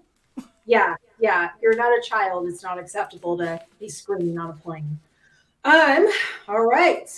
Tommy Allen of California is reported to have stolen documents from the Capitol out of Minority Leader Mitch McConnell's office, because he wasn't then, but he is now, including a signed letter from former President Donald Trump, And yes, he bragged about it on video like all of them did. And he also threatened Chief Justice John Roberts in social media posts because it's always a good Even idea. Otis is like, what an idiot. Yeah. You know. Otis. We love Otis. Oh, Yeah. I have to get that from Animal House. It's Otis. He loves us. He's barking when you say his name. Thanks. Here, let's drive Otis crazy. You just woke up the Chihuahua. Thank you. You're welcome. Come here. All right, our next group of arrests. This is a 2 for Jennifer. It's Love American Style. 40-year-old Rachel Lynn Pert, no association to the defunct shampoo brand, and her boyfriend, 45-year-old Data Joe Wynn, both arrested January 26. Pert is an assistant manager at the Circle K. When I read that, I know. I can't remember if it was Bill and Ted's Excellent Adventure or The Burbs that has the line, "Strange things are afoot at the Circle K." I did not have time to find that sound clip for the show, but I'd been all over it if I could have found it. They live streamed their entire drive to Washington, D.C., declaring, "We're on our way to D.C. because us as American patriots, we're tired of this shit." The F-bombs. This is Tipsters identified, of course, they got ratted out. Tipsters identified the pair to D.C. police because, yup, they were photographed in the Capitol.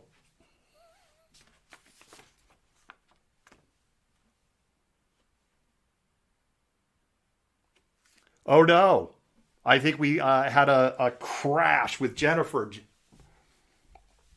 She should figure that out here in a minute, Malcontent.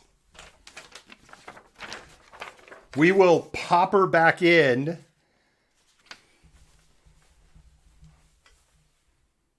Give me a second.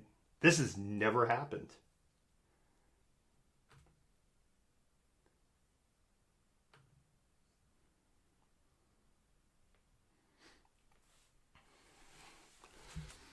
Hey, if somebody can message Jennifer, she could just recycle the link. And I'll pull her back in when she comes back. And I'll have to jump over here and do it. I will keep going here solo. Mark Simon of California was arrested for his involvement in the insurrection. That arrest happened today. He took videos of himself inside the Capitol saying, "Yeah, in the Capitol, baby, 2021, Donald Trump." He was identified as a well-known activist from the far right by police in his town in California. If you're questioning his conservative chops, he gave an interview to the Epoch Times earlier this month, calling himself a frustrated patriot. So, there we go on that. Jake Angeli, a.k.a. Dances with Traitors, might have to get comfortable with prison food for a long time. By the way, because they walked back the story that it was getting the organic eats, the QAnon shaman is looking at up to 28 years in prison as the charges against him and the case on him continues to grow. On the subject of charges, the Department of Justice has said their investigation now extends to over 400 people, and that some charges for actual sedition will be coming down. One of the things that's fascinating to me, Malcontent, sedition gets you 20 years. That's it. I'm like, that's it? Sedition's 20 years?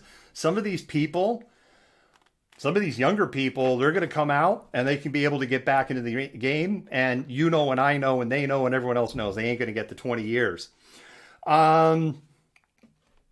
Jacob Lewis of California, who previously found himself in hot water after resisting stay-at-home orders and keeping his gym open, not gin, has been arrested for participating in the National Overthrow Your Government Day. During an FBI interview, he stated that nobody said he couldn't enter the building, and a police officer just escorted him inside. Didn't say I could go in. I mean, there were no trespassing signs and the things that we trampled on the way in. But, you know, nobody was there saying, like, you didn't have to. Not much of a defense there, Jacob. Christopher Ortiz was arrested after posting videos to Snapchat where authorities found messages between Ortiz and a longtime friend, When the friend asked Chris, "Where are you going?" Ortiz responded, "I'm participating in government." The friend responded, "This is beyond the worst idea you've ever had, and I'm going on the record saying that." However, undeterred, Ortiz declared, "My story is better than anything Netflix is putting out, so enjoy the show." I'm going to hit the tech difficulties. I have like no functional way to send her a link.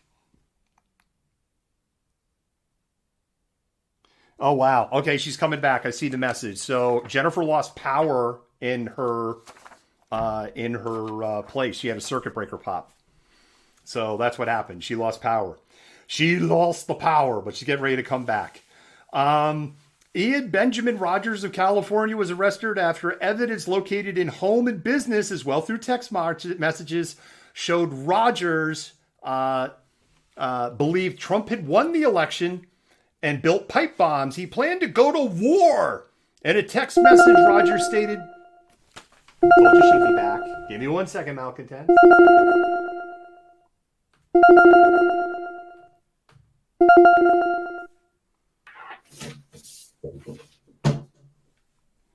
All right, Jennifer, let's see if we still got you or not. That was fun. Oh, you got to tell me about it. Oh, shit. The joy of live. There we go. You're back. Yeah, I had like a power surge and it took out my internet, and so everything just went dark. But I got it fixed. Yeah, that was fun. It's fun. I don't know what happened. All right, there we go. Oh. Sorry about that, Malcontent. Yeah, sorry. We've had two crazy, like, not anything related to kind. The only thing we had only one macro button out of all the untested buttons didn't work. So, but we had the driver issue and your power outage. I am to Jeffrey Alexander on the second to last, bottom one, second to last page. You can take it away. California was arrested after authorities found video depicting Jeffrey in a Trump baseball cap with his cell phone raised in the air. A witness also has screenshots of text messages from Jeffrey, which read, "I'm a patriot, and I stormed the Capitol." In the text messages, Jeffrey also allegedly stated that he was taking part in the insurrection to send a message that Americans were not going to take a fraudulent election. And there is no way in hell I was going to drive 38 hours from San Diego and not walk right through the front door of the Capitol building. 38 hours. I gotta get these tomatoes to Washington, D.C., and I can't stop. Why would you just not? 38 hours. Like, wait a minute. You drove 38 hours? Yeah. Why not take a plane? Did you think you weren't going to get caught if you went by car? It's a valid point. Actually, why do you take? You can't tell me that, like, for the gas money and the back and the forth. Yeah. Meals. Yeah. I think a plane would have been cheaper. Yeah, absolutely. Maybe he just likes to drive. Well, he won't be able to drive where he's going.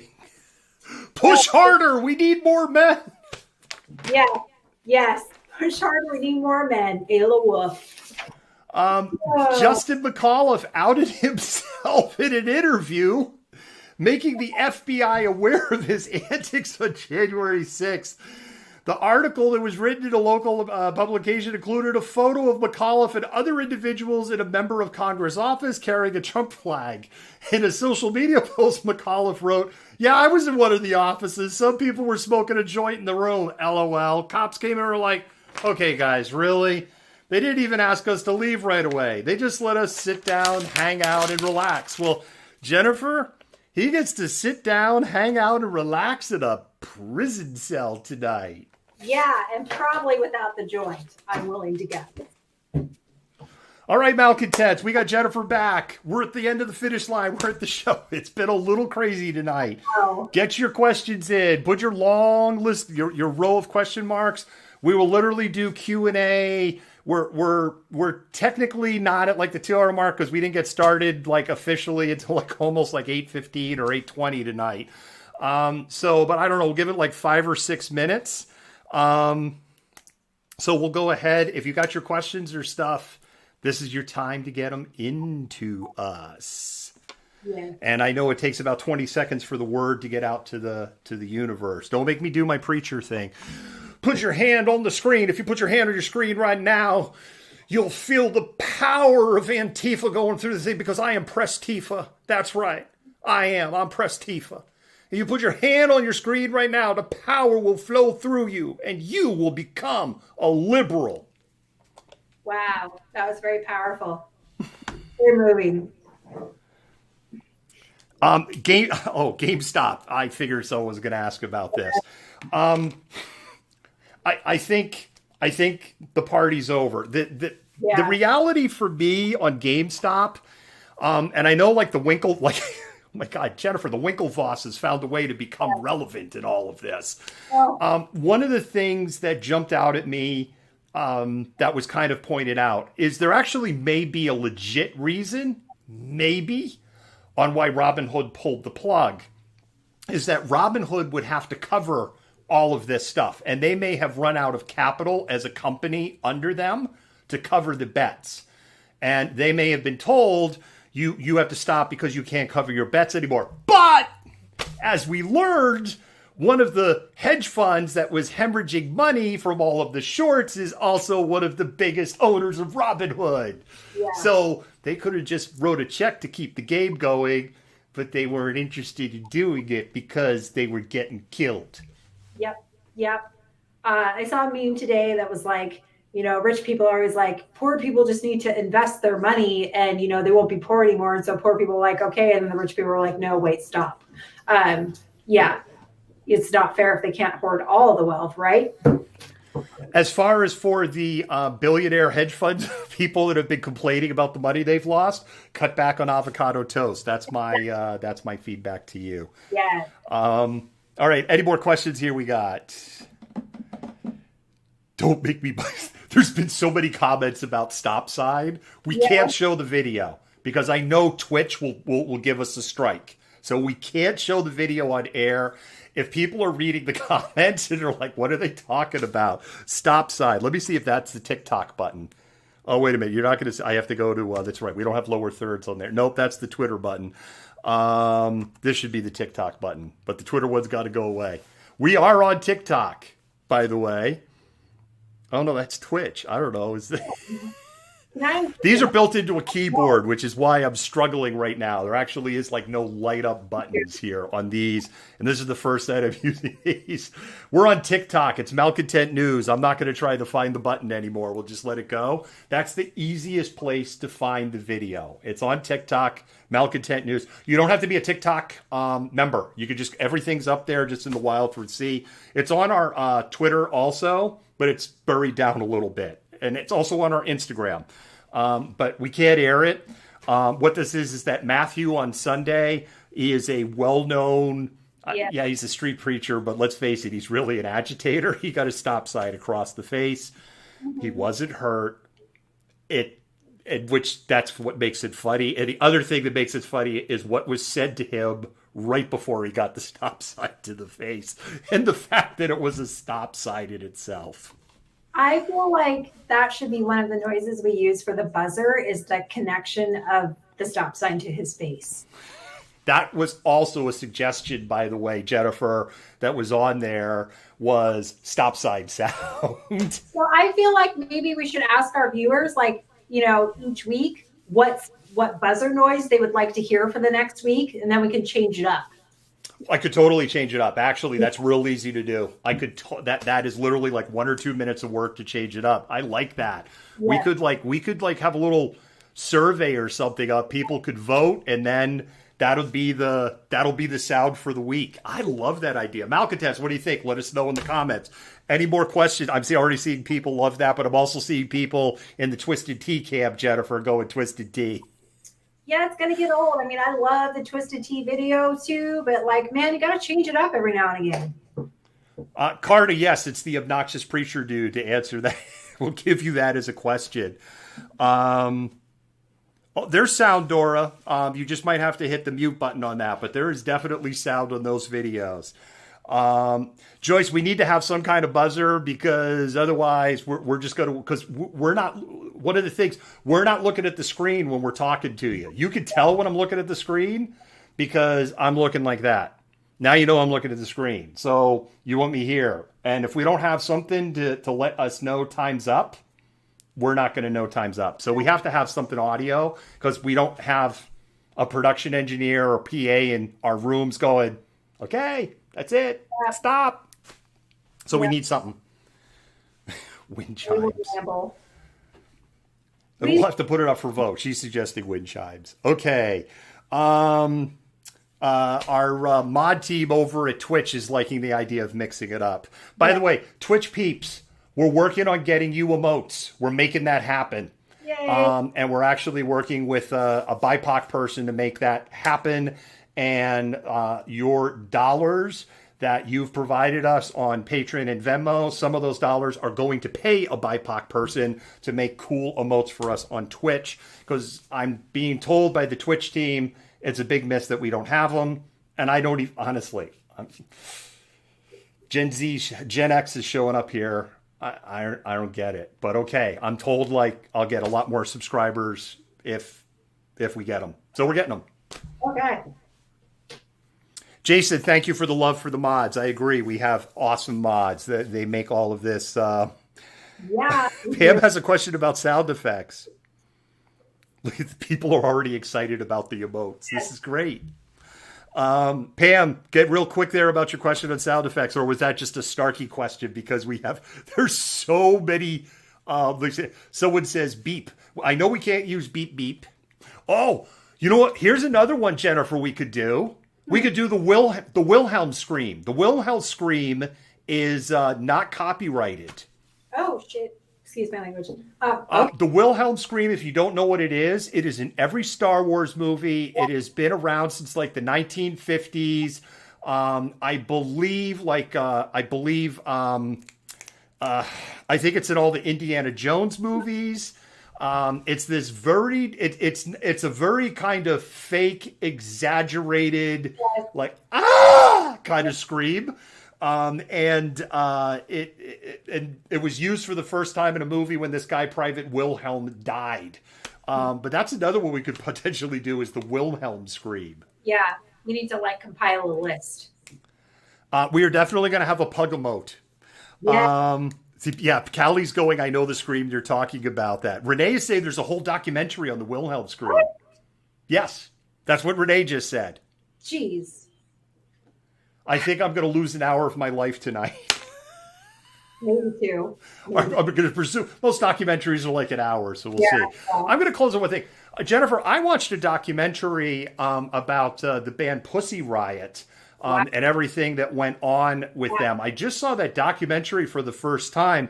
I will say, not a documentary to watch with kids in the room. Yeah. I would say that. This is one you kind of go and close the door, and I'm not going to get into it. But it is one hell of a documentary. Yeah, cool. Something to look forward to. I watch lots of documentaries, but most of them are like historical, very boring ones, and I pick them apart because I'm a historian. So yeah, it's like one of my hobbies. I've been consuming another documentary. I'm going to have to look it up. I think it's called the Hitler Chronicles. Don't hold me to that, though. I'm going to have to look it up.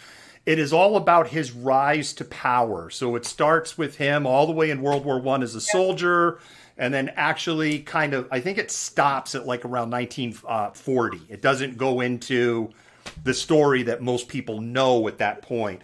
Some of the foundation for National Holocaust Day for the Twitter thread that we did, some of that came out of that documentary. It is very, very in-depth and involves a lot of personal letters, reading of personal letters and correspondence that were read at the time, newspaper articles at the time, and some period film from the time. It's super fascinating, and it's also kind of scary.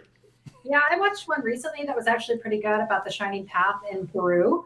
Are you familiar with them, the Shining Path movement? No, not at all. Okay, so it's really good. And so it was basically this movement that emerges as a result of, this constant, state of inequity across Peru. And they're very Marxist, and it's led by this very charismatic university teacher. And it just becomes this huge, like, very violent movement.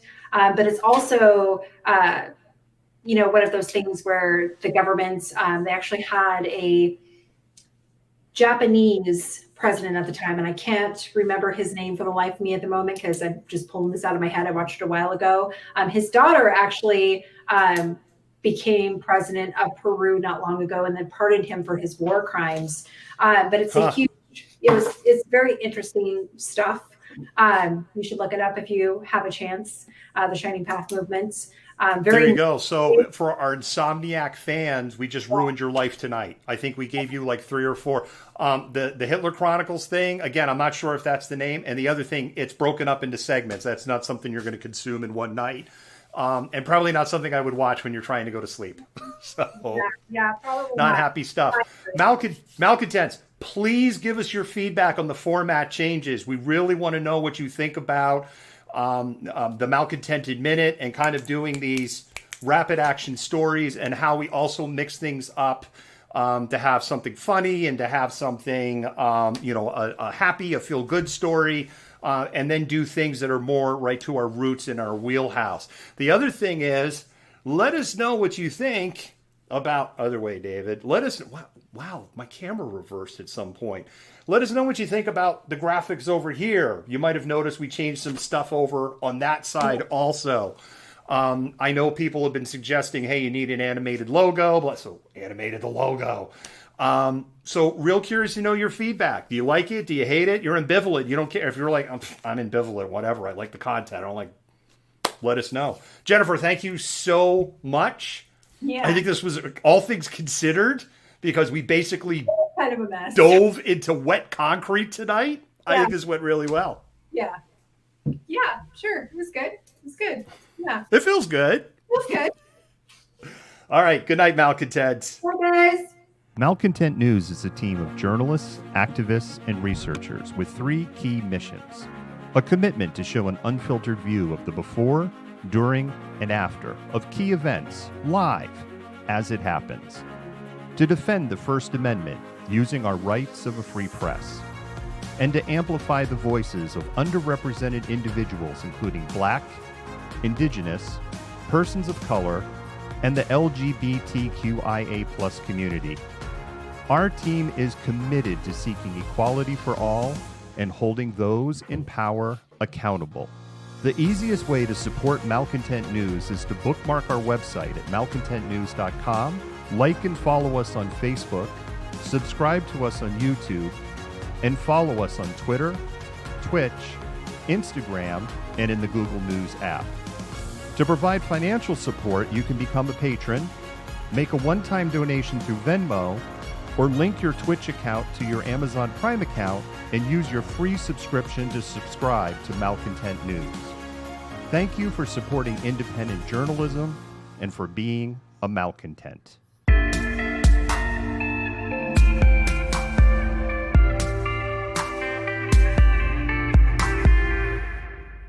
You fit the profile. You're the Malcontent. Nobody wants to hear the nonsensical ravings of a loudmouth malcontent. Fuck you! You are the biggest hypocrite on the face of the planet. I say that you're a terrible reporter. That's what I say.